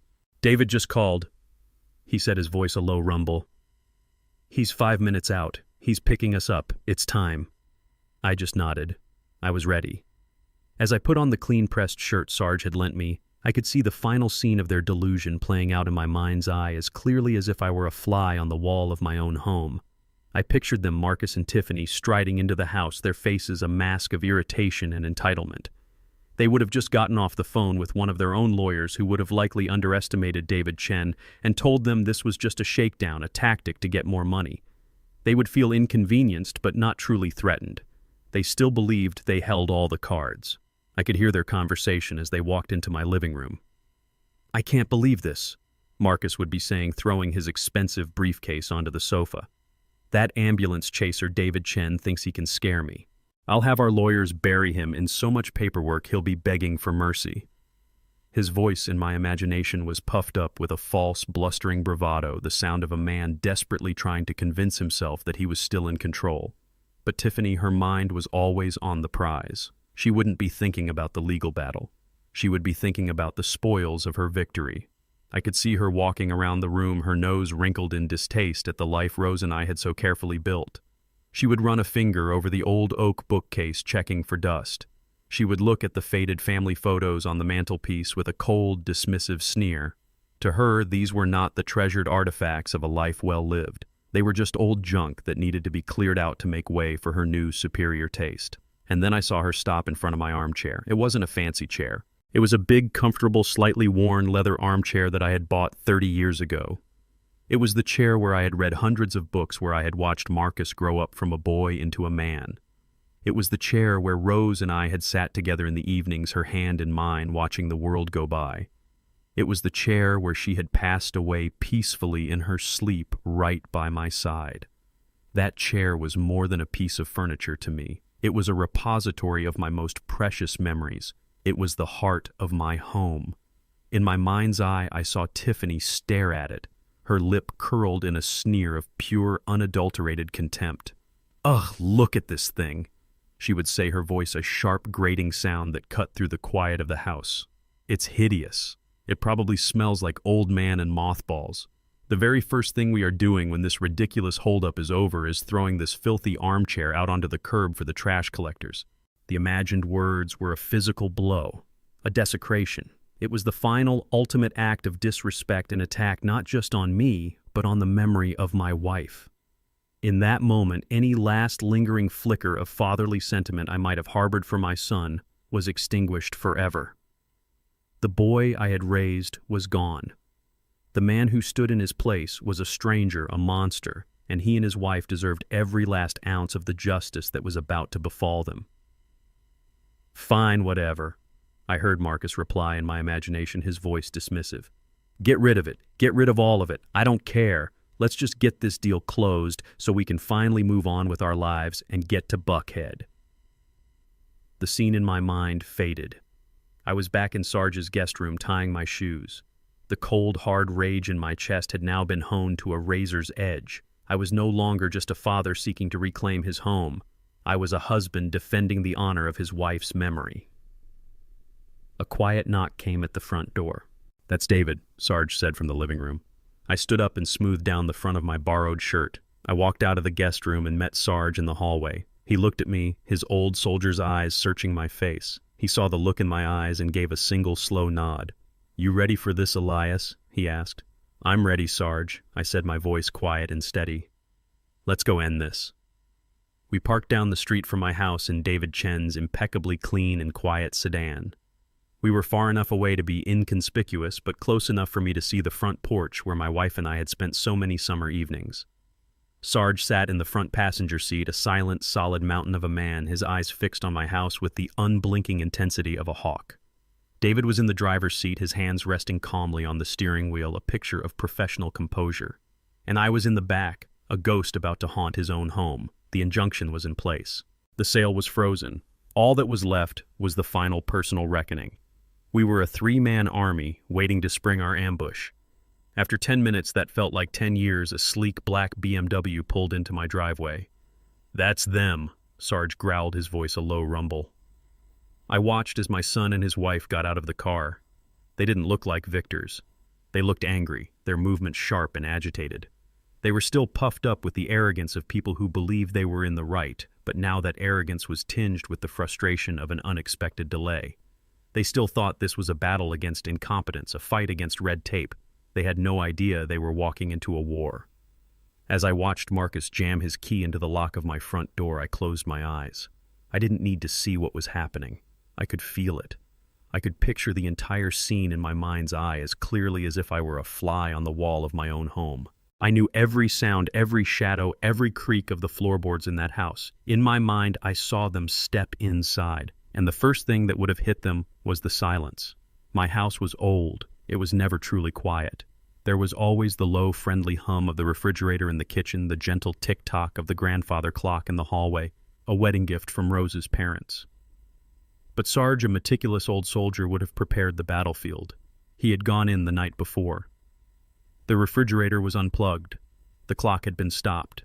The silence they walked into was not the silence of an empty house. It was the dead, unnatural silence of a tomb. "It's so quiet in here." I could hear Tiffany whisper, her voice echoing slightly in the stillness. "It's creepy." Marcus, ever the pragmatist, would have dismissed her.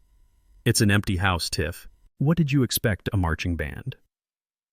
He would have tossed his keys into the small ceramic bowl by the door, just like I always used to do. The clatter of the keys would have sounded like a gunshot in the dead quiet. The second thing they would have noticed was the cleanliness.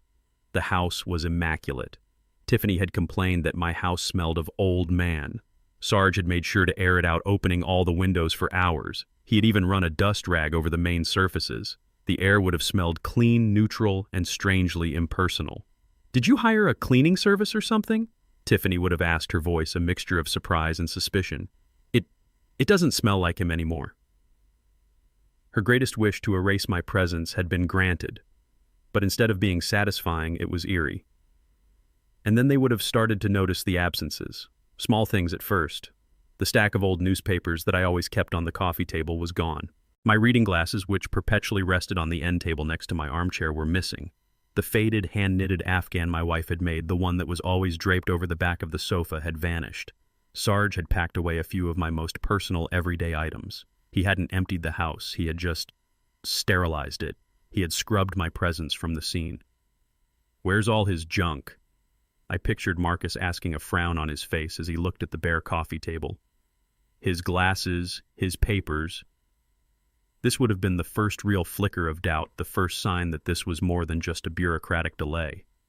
The house didn't just feel empty. It felt like it had been deliberately, methodically erased. They would have moved further into the living room, their footsteps unnaturally loud on the hardwood floors. They were walking deeper and deeper into the trap.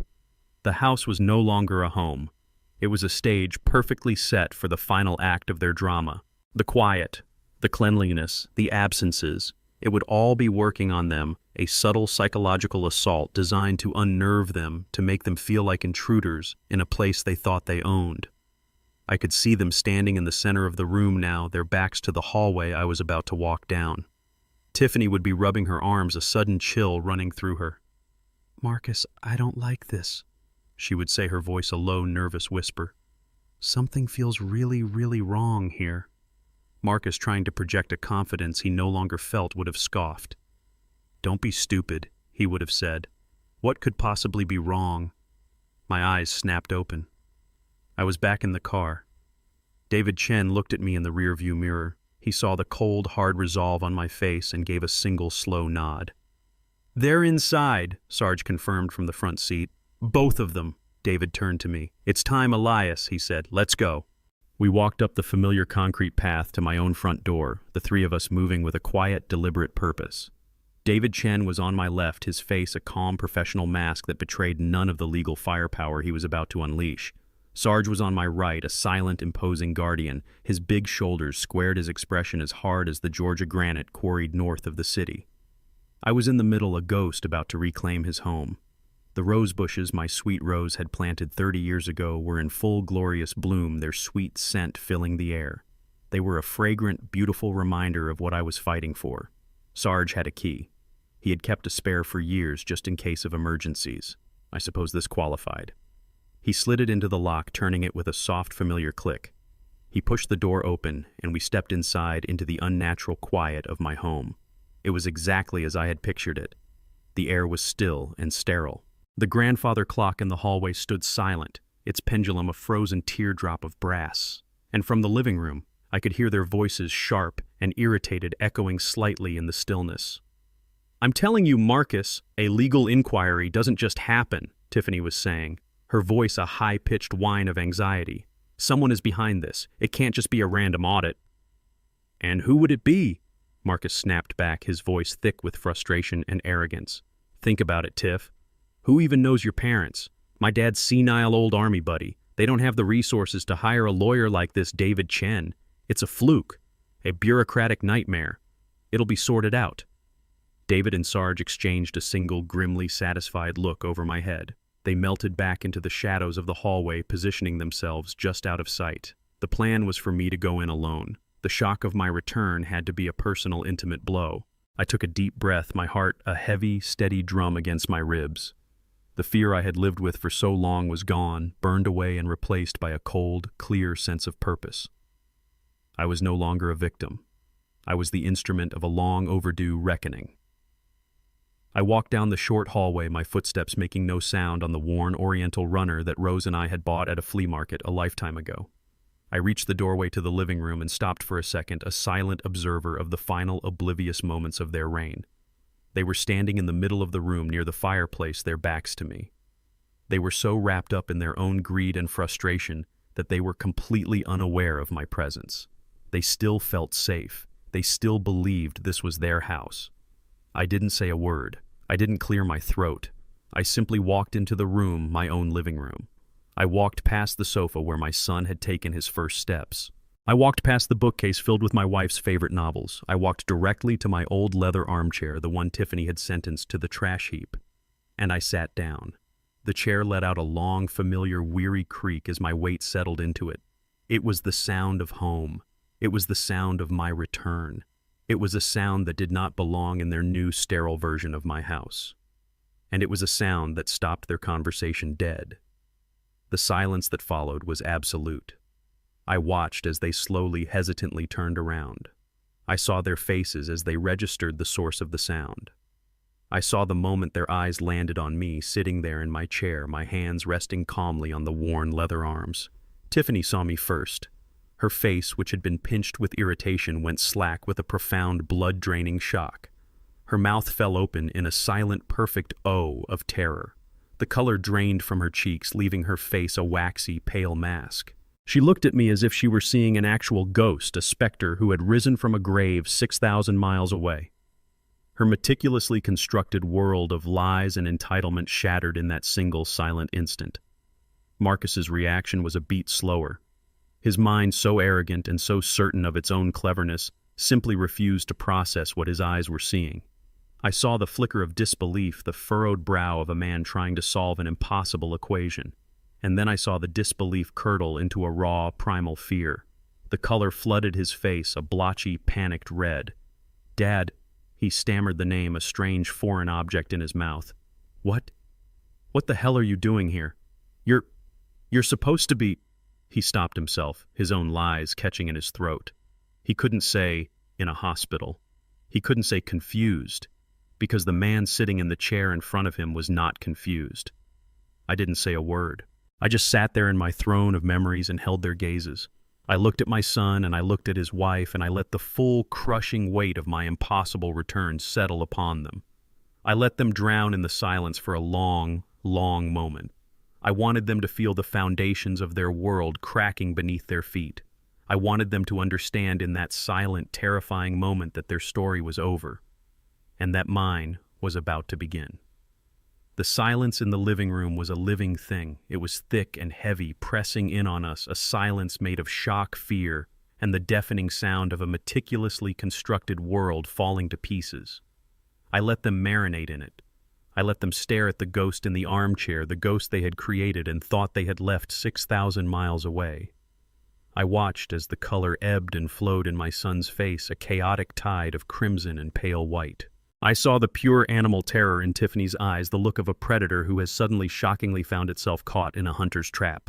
They had been so confident, so arrogant, so certain of their victory. And in the space of a single creaking sound from an old leather chair, their entire universe had been turned upside down. When I finally spoke, my voice was not the voice they remembered. It was not the soft, tired voice of the old man they had so easily dismissed. It was calm. It was quiet. But it was filled with the cold, hard weight of a final judgment. I even allowed myself a small, gentle smile, a smile that was 1,000 times more terrifying than any shout would have been. "Oh," I said, my voice cutting through the silence like a shard of glass. "You're back." I was beginning to worry. I paused, letting the words hang in the air, letting the sheer, impossible domesticity of the greeting collide with the horror on their faces. "I have a surprise for you." My words seemed to break the spell that had frozen them in place. Tiffany let out a small, strangled gasp, a sound like a small animal being snared. But Marcus, my son, reacted with the only emotion he had left, blustering, panicked rage. It was the last desperate defense of a bully who has just been punched in the mouth. "What is this?" he sputtered, his voice a half-strangled croak. "How did you get here? You're sick. You're supposed to be in a hospital." He was still clinging to the wreckage of his own lie, trying to will it back into existence. "Sick?" I asked, my voice still quiet, my smile never wavering. "No, son. I've never felt clearer in my life. I had a long flight. It gave me a lot of time to think. About things, about family, about promises. I let my gaze drift for a moment as if I were just a man making casual conversation in his own living room. And I wasn't in a hospital. I was in a hotel. A very cheap hotel. And then for a little while I was on a park bench. It gets quite cold in Rome at night, colder than you'd think." Every word was a small, precise blow, a dismantling of their carefully constructed narrative. I wasn't shouting. I wasn't accusing. I was just stating the facts, and the simple, unadorned truth was more devastating than any accusation could ever be. Tiffany began to tremble, her eyes darting from me to Marcus and back again as if looking for an escape route that didn't exist. "This is insane," Marcus said, his voice rising, becoming shrill. He took a step forward, his hands clenched into fists at his sides. He was trying to reassert his dominance, to physically intimidate the old man in the chair. "I don't know what kind of game you're playing, Dad, but it's over. You are not well. You signed the papers. This house is being sold. You have no rights here." "Rights," I mused, tapping a finger on the worn arm of my chair.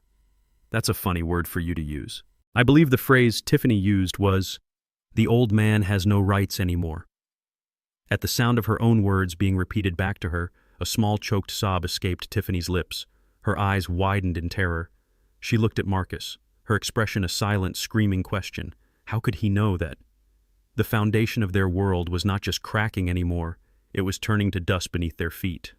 Marcus stopped in his tracks, his face a mask of pure, baffled rage. He couldn't comprehend how his perfectly contained crime could have unraveled so completely. He was a man who believed he was 2, 3, 10 steps ahead of everyone else, and he had just realized he wasn't even playing the same game. "That's right," I said. My voice still calm, still quiet. The calm at the very center of the hurricane. I heard all about the open house. I heard about the cash offer. I heard all about your new dream home in Buckhead. I leaned forward slightly in my chair, the small movement making both of them flinch. "You see, that's my surprise for you. You thought you were working in the dark. But I've been watching you. I've been listening to every single solitary lying word. I let the full weight of that statement sink in. I let them imagine the impossible, that I had been there all along, a ghost in their machine. And then just as the panic in their eyes reached a fever pitch, I delivered the final devastating blow. I raised my voice for the first time, not in anger, but in a clear, commanding tone that filled the room. "All right, gentlemen," I called out towards the empty hallway. "I think they're ready for the rest of the surprise now." My voice, calm and clear, echoed in the unnatural silence of the living room. For a moment, nothing happened. Marcus and Tiffany just stared at me, their faces a mixture of confusion and a new dawning terror. Who was I talking to? They thought we were alone. They thought the battle was between them and the ghost in the chair, but they had misunderstood the nature of the war they had started. I was not alone. I had an army. And then my army appeared. Two figures emerged from the shadows of the hallway and stepped into the light of the living room. They moved with a slow, deliberate purpose, their presence instantly changing the entire dynamic of the room. It was no longer a living room. It was a courtroom. It was a boardroom. It was a place of judgment. On my right stood Sarge. He had worn his Sunday best, a dark suit that was a little too tight in the shoulders, a crisp white shirt and a somber tie. But the suit couldn't conceal the man he was. He stood ramrod straight, his back like a steel girder, his big, calloused hands held loosely at his sides. His face, a landscape of wrinkles and old battles, was set in a mask of cold, righteous fury. He looked at Marcus and Tiffany with the undisguised contempt of a lifelong soldier looking at a pair of cowards who had betrayed their own blood. He was the embodiment of loyalty, of honor, of a friendship that had been violated. He was my witness. On my left stood David Chen. He was the picture of cool, legal authority. His suit was perfectly tailored, his shoes polished to a mirror shine. He held a handsome leather briefcase in one hand, and his expression was one of complete, unshakable, professional calm. There was no anger in his eyes, no emotion at all. There was only a sharp, analytical intelligence, the focused gaze of a master chess player who sees the entire board and knows with absolute certainty that he is 3 moves away from checkmate. He was the embodiment of the law of the system. They had tried to manipulate a system that was now turning on them with its full and terrible weight. He was my executioner. They walked calmly and deliberately across the room and stood on either side of my armchair flanking me. We were a united front, a trinity of old-fashioned dignity, unwavering loyalty, and lethal modern law. The balance of power in the room, which had been 2 against 1, had not just shifted. It had been completely and irrevocably overturned. And that was the moment they finally understood. It was the moment the last desperate hope they had been clinging to finally died. This wasn't a fluke. This wasn't a bureaucratic mistake. This wasn't a shakedown from a second-rate lawyer. This was a coordinated, intelligent, and devastatingly effective counterattack. This was an ambush. And they had walked right into the kill zone. Tiffany was the first to break. A small, wretched whimper escaped her lips. The color that had drained from her face earlier did not return. She looked as if she had seen death itself. She stumbled backward, her hand flying to her mouth, her eyes wide with a terror so profound it was almost pitiful. The arrogant, calculating woman who had sneered at my armchair and plotted the theft of my life was gone, replaced by a frightened, cornered animal.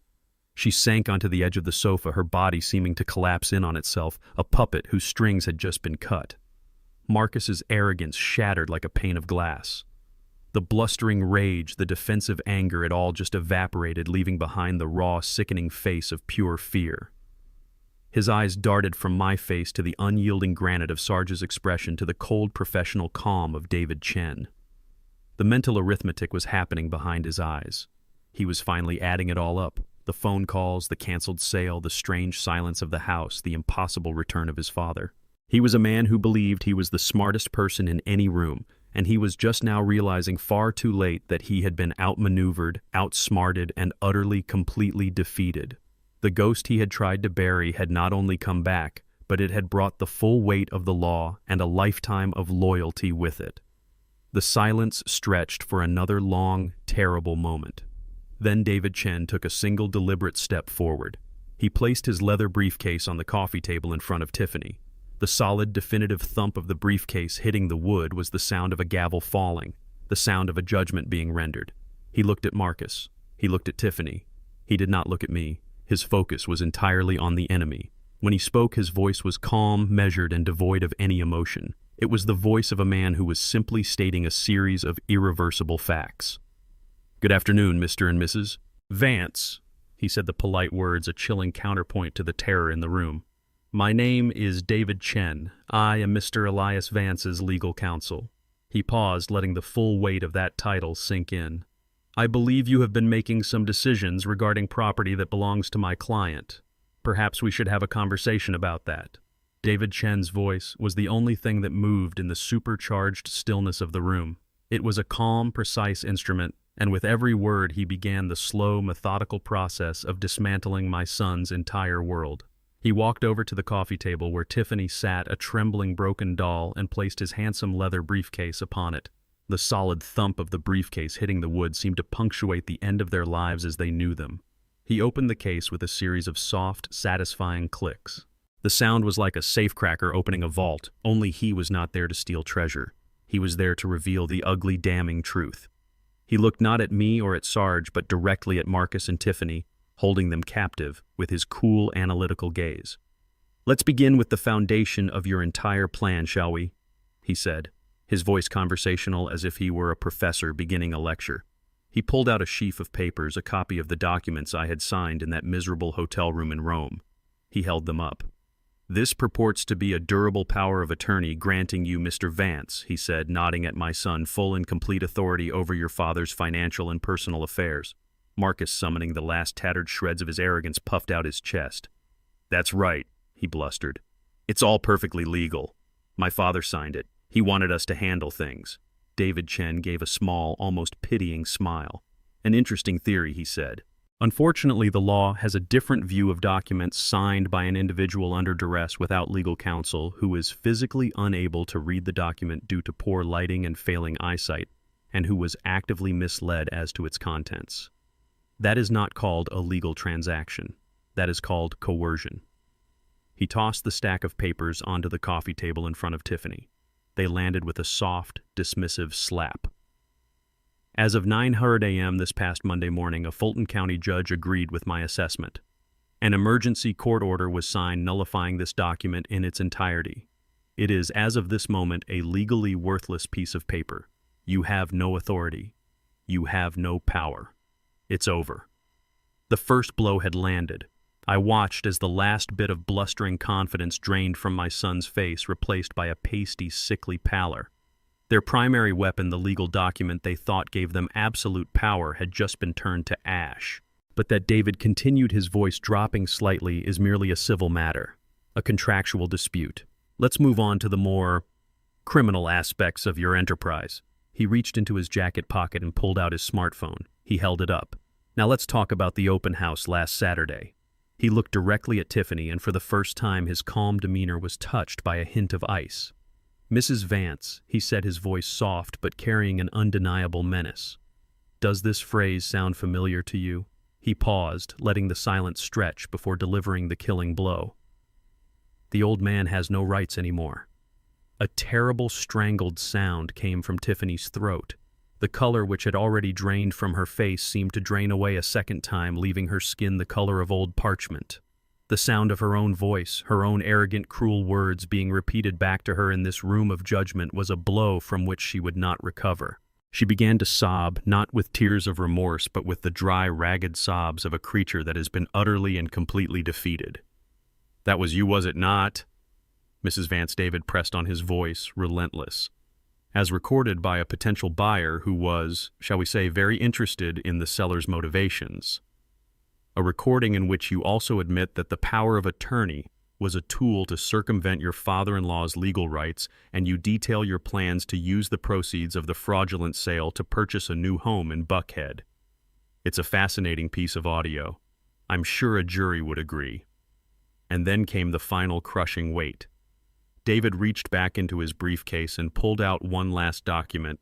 It was bound in an official-looking blue cover, and finally he said, his voice now devoid of all irony, all menace, This is the reason we are all here. This is a copy of an official report filed by Consular Agent Aisha Williams at the United States Embassy in Rome." He held it up for them to see. "It details the state in which my client, Mr. Vance, was found, abandoned in a foreign country, drugged with a sedative administered without his knowledge or consent, and systematically stripped of all personal identification currency and communication devices." He placed the document gently on the coffee table on top of the now useless power of attorney papers. "That moves this situation out of a simple real estate dispute and into the realm of very serious federal and international crimes. Kidnapping, wire fraud, passport fraud. I've had a preliminary conversation with a friend of mine at the U.S. Attorney's Office. He found the story very interesting. That was it. The final card had been played. I watched my son, He wasn't angry anymore. He wasn't arrogant. He looked small. He looked broken. He stared at the pile of documents on the coffee table, the worthless power of attorney, the specter of the audio recording, the terrifying reality of the federal report. And he finally understood. He had not just been caught. He had been systematically, brilliantly, and completely dismantled. The trap he had so cleverly set for me had snapped shut not on my leg but around his own neck. David Chen let the full weight of the evidence settle in the room. He let the truth of the federal report, the undeniable proof of the audio recording, and the legal nullity of the power of attorney do their work. He was a master of the calculated pause, and in that silence I watched the last vestiges of my son's identity crumble away. He was no longer a son, no longer a businessman, no longer a husband. He was a defendant, a common criminal caught red-handed with nowhere left to run. Tiffany had collapsed into a series of quiet, ragged sobs, her face buried in her hands. The fight was over. All that was left was the sentencing. David Chen reached into his briefcase one last time. He moved with a deliberate, almost ceremonial slowness. He pulled out one final document. It was not a flimsy stack of papers like the one my son had used to betray me. This was a thick, formal-looking document bound in a handsome blue cover tied with a simple, elegant ribbon. It was a document that radiated power and permanence. He placed it on the coffee table with a soft, definitive thud. "Now that we have established the facts," he said, his voice calm and level, "let's discuss the consequences. And more importantly, let's discuss the future." He looked directly at Marcus. "You based your entire plan on one simple assumption," David said. "You assumed that this house and your father's other assets would one day be yours. You saw it as your inheritance, your birthright. You were so eager to claim it that you decided to accelerate the process. This was a profound miscalculation." He gently tapped the blue-bound document. "While you were away in Europe enjoying a vacation funded by your father's life savings. Mr. Vance was a very busy man. With my assistance, he took a series of decisive legal steps to secure his legacy. He let the suspense build for a moment before delivering the finishing blow. Mr. Vance," he announced, his voice clear and resonant, filling the silent room, "has established the Rose Vance Irrevocable Trust named in honor of his late wife." The words seemed to hang in the air, meaningless at first to Marcus and Tiffany. I saw a flicker of confusion on my son's face. A trust. What does that mean? David Chen was more than happy to explain. "An irrevocable trust, Mr. and Mrs. Vance," he said, his tone shifting into that of a patient but merciless professor, "is a legal fortress. It means that the assets placed within it, in this case, this house and all of your father's liquid assets, no longer belong to him. They belong to the trust itself. They cannot be sold. They cannot be borrowed against. They cannot be used as collateral. They cannot be touched by you or by anyone else ever. They are permanently and legally locked away for the stated purpose of the trust. And that purpose can never be changed." Tiffany looked up from her hands, her tear-streaked face a mask of horrified comprehension. I could see the question in her eyes. "What purpose?" David answered her unspoken question. "The sole beneficiary of the Rose Vance Irrevocable Trust is a new charitable foundation," he explained. "The foundation's mission, as outlined in this document, is to provide support resources and community for elderly African American citizens and veterans in the greater Atlanta area. A place for men and women like your father. Mr. Vance will serve as the lifetime non-salaried director of this foundation." The poetic justice of it was a thing of terrible, beautiful symmetry. The very house they had tried to steal to fund their selfish, materialistic dreams was now a permanent monument to the very people they disdained. The money they had coveted would now be used to help the community they had been so desperate to escape. It was the ultimate final rebuke of their entire value system. But David Chen was not finished. There was one last personal cut to be made.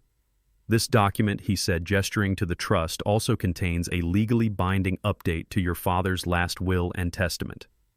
It includes a specific clause, Marcus." He looked my son directly in the eye, and his voice was cold as a winter grave.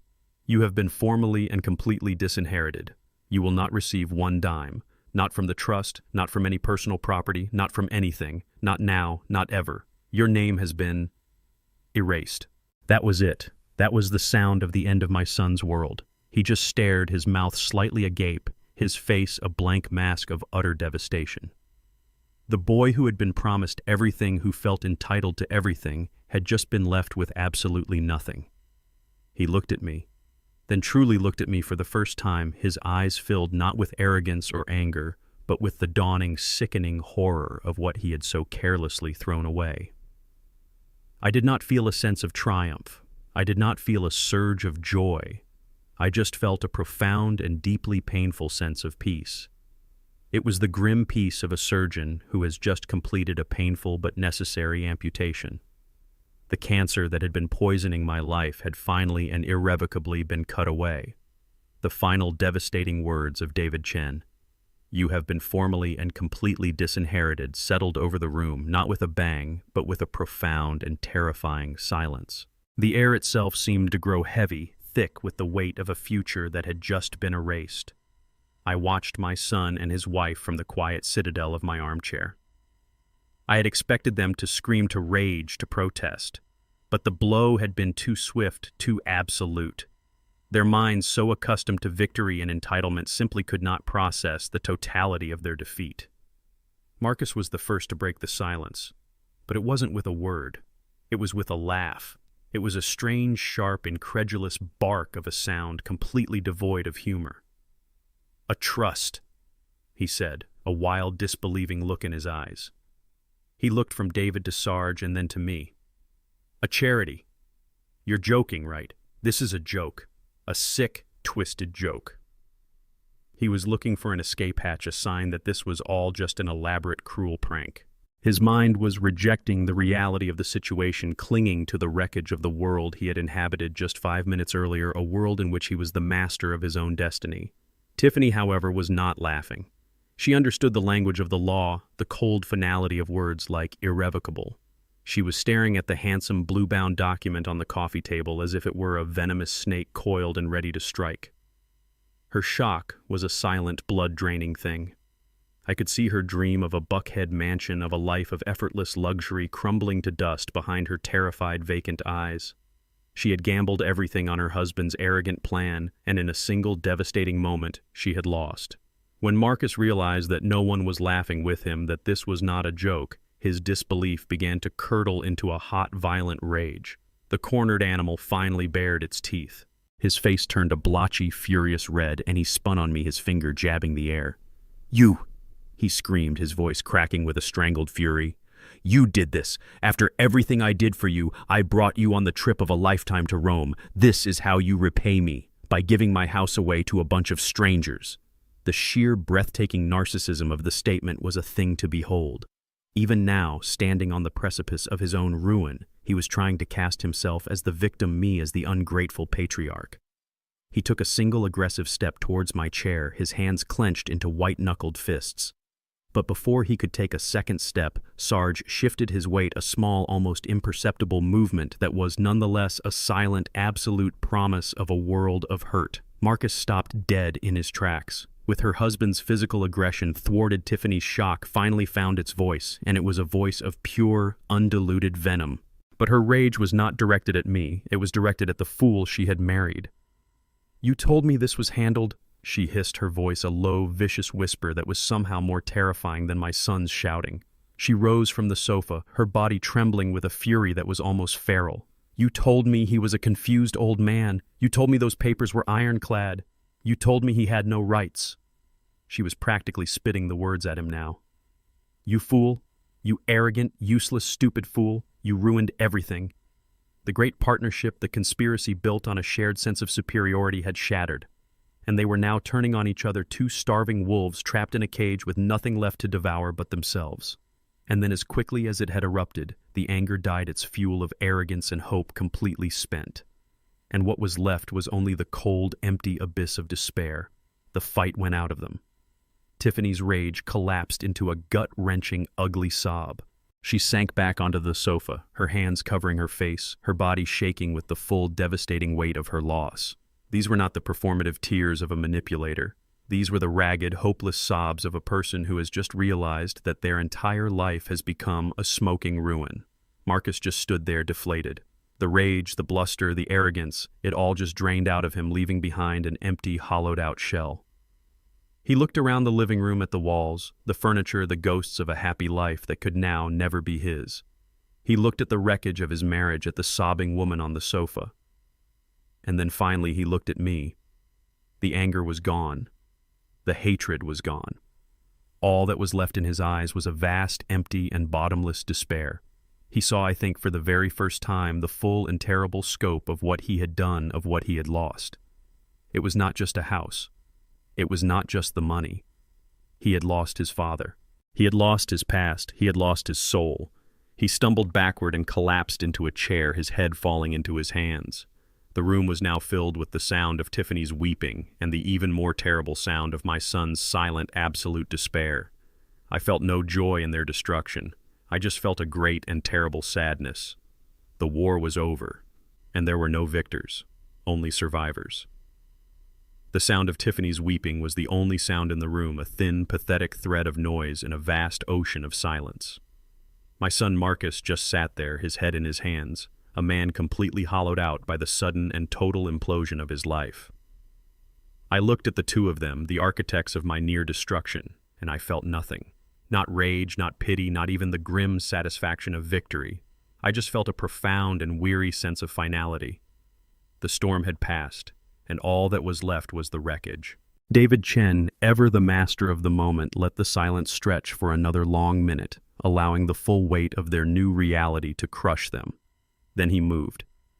He reached into his briefcase one last time and produced another, much thinner set of documents. He placed them on the coffee table in front of Marcus, on top of the pile of damning evidence. The soft rustle of the paper seemed to make both of them flinch. David then looked at me and gave a single, almost imperceptible nod. He had built the gallows. It was now my place as the wronged party to deliver the final sentence. I took a deep breath, the air in my own living room tasting clean and fresh for the first time.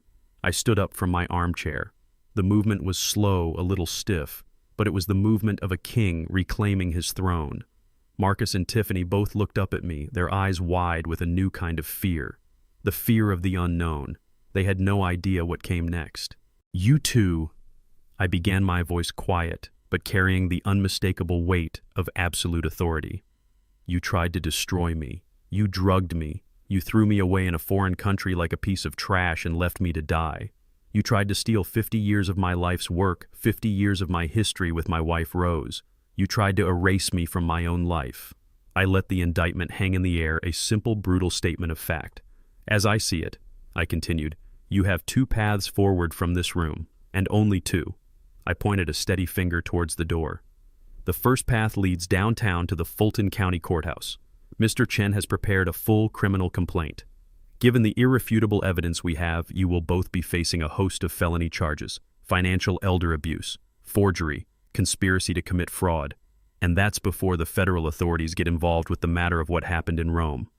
I let my gaze rest on my son. "You will lose everything. You will be disgraced. And you will go to prison for a very, very long time, and make no mistake, every single day you are in there, you will know that you deserved it." The word prison seemed to suck the last of the air from the room. Tiffany let out a small, terrified gasp. "Then," I said, my voice softening almost to a whisper, "there is a second path." I gestured to the new set of documents David had placed on the table. "This is a settlement agreement. It is a full and legal confession to every crime you have committed against me. It contains a complete and total relinquishment of any and all future claims on my estate, my person, or the Rose Vance Trust. It contains a non-disclosure agreement swearing you to absolute and eternal silence about these events. It is in short the document that erases you from my life just as you tried to erase me from yours." I looked at Marcus. I looked at Tiffany. I held their terrified gazes. "The choice is yours to make," I said, delivering the final quiet ultimatum. "You will sign these papers right now. You will then walk out of this house, take only what you can fit in your car, and you will disappear from my life forever. I will never see you again. I will never hear from you again. Or," I paused, letting the alternative sink in, "this lawyer," I gestured to the silent, waiting figure of David Chen, "will hand this entire file, the recording, the embassy report, everything to the district attorney's office at 9 a.m. tomorrow morning." I looked at the clock on the mantelpiece, the one that Sarge had so thoughtfully restarted. "You have 5 minutes to decide." There was no decision to be made. It was a choice between oblivion and annihilation, and they knew it. Tiffany was the first to move. Scrambling forward on the sofa, she lunged for the pen on the table, her hands shaking so violently she could barely hold it. She didn't even try to read the document. She just signed her name on the indicated line, her signature a spidery, desperate scrawl. Tears and makeup smudged the expensive paper as she pushed it towards Marcus. My son didn't move for a long moment. He just looked at me, his eyes pleading. He was searching for something in my face, a flicker of doubt, a glimmer of the fatherly love that he had so callously thrown away. He found nothing. He found only the grim, sad peace of a necessary ending.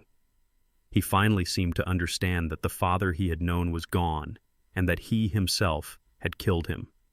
He picked up the pen.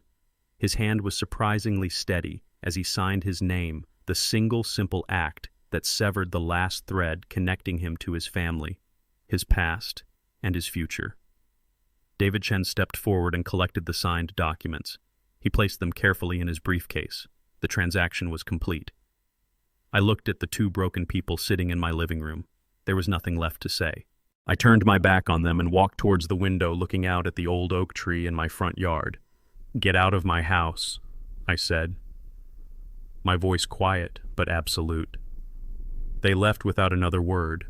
I stood at my living room window and watched them, two strangers, as they got into their expensive car, the one my money had likely paid for, and drove away. They didn't look back. I watched until their taillights disappeared at the end of the street, a final fading red ember of a life that had now been extinguished. I was alone in my house for the first time in what felt like a lifetime. It was quiet, but it was no longer the dead, sterile silence of a crime scene. It was a gentle, peaceful quiet. The grandfather clock in the hallway seemed to start ticking again, its steady, familiar rhythm, a comforting heartbeat in the stillness. My house was no longer just a house. It was a home again, and it was mine. 3 months later, the Georgia summer had settled in a thick, warm blanket of sweet-smelling jasmine and the lazy buzz of cicadas. I was sitting on my back patio in a comfortable new rocking chair, a tall glass of iced tea sweating on the small table beside me. Across from me in a matching chair sat Sarge. We weren't talking much. We didn't need to. After 50 years of friendship, silence was a language we both spoke fluently. The late afternoon sun filtered through the broad green leaves of the old oak tree in my backyard, dappling the lawn with shifting patterns of light and shadow. From inside the house, through the open screen door, came a sound that had been absent for far too long, the sound of laughter. Not the forced, polite laughter of a strained family dinner, but the bright, uninhibited, joyous sound of children. It was Thursday, which was Arts and Crafts Day, at the new Rose Vance Community Center. My house was no longer just my home. It was a place of refuge, a place of community. 3 days a week, the living room where my life had nearly been dismantled was now filled with elderly men and women from the neighborhood playing chess and bridge, sharing stories. 2 days a week, it was a free after-school tutoring center for local kids. The Rose Vance Trust was doing exactly what it was meant to do. It was giving back. It was building something new and beautiful on the ashes of something old and broken. Sarge took a long sip of his iced tea. "Sounds like they're having a good time in there," he grumbled, but there was a deep satisfaction in his voice. He had become the unofficial handyman and security chief for the center, and he guarded its mission with the same fierce loyalty with which he had guarded me. "They always do," I said, a small, genuine smile on my face. "Mrs. Henderson's granddaughter just won the county spelling bee. She says it's because of the tutoring." "Humph," Sarge grunted, but I could see the pride in his eyes. We sat in a comfortable silence for a few more minutes, listening to the happy sounds from the house. I thought about Marcus and Tiffany. I didn't know where they had gone. David Chen had handled the final messy details of their departure. They had vanished, erased from my life as completely as I had been erased from theirs. I did not hate them. Hate was a heavy burden, and I was too old and too tired to carry it. I just felt a profound and deeply painful sadness for the boy who had once promised me a Cadillac and for the man he had never become. His greed had been a bottomless pit, and in the end it had swallowed him whole. I had found a new purpose. I was no longer just a retiree waiting out my final years. I was the director of a foundation. I had meetings to attend, budgets to approve, programs to oversee. I was busy. I was useful. I was part of a community that needed me, and that I in turn desperately needed. I had taken the ugliest chapter of my life, and I had found a way to turn it into a legacy of kindness, a testament to the memory of my Rose. My son had tried to steal my house. Instead, he had given me a home in a way he could never have imagined. Sarge cleared his throat. "You know," he said, looking out at the yard, "Rose would have loved this. She always said this house was too quiet." I looked over at my old friend, this man who was more of a brother to me than any blood relative could ever be, and I felt a surge of gratitude so powerful it almost took my breath away. He had been my anchor in the storm, my soldier in the battle. "Yes, she would have, Sarge," I said, my voice a little thick. "Yes, she would have." The laughter from inside the house swelled for a moment, a bright, beautiful chorus of life and hope. I leaned back in my rocking chair, closed my eyes, and let the warm Georgia sun wash over me. The war was over, and I was finally truly at peace. Trust once shattered is a mirror broken into 1,000 pieces. You can try to glue them back together, but the cracks will always show. I learned that true strength isn't found in the blood we share, but in the respect we earn and the dignity we refuse to surrender. Sometimes protecting your peace means having the courage to cut away the parts of your life that seek to poison it, even if it's your own flesh and blood. In the end, a home is not built with wood and nails, but with love and integrity. And that is a foundation no betrayal can ever truly demolish. If you want to hear more stories about ordinary people finding extraordinary strength in the face of adversity, please like this video and subscribe to the channel. There are many more journeys waiting to be shared. Thank you for your time.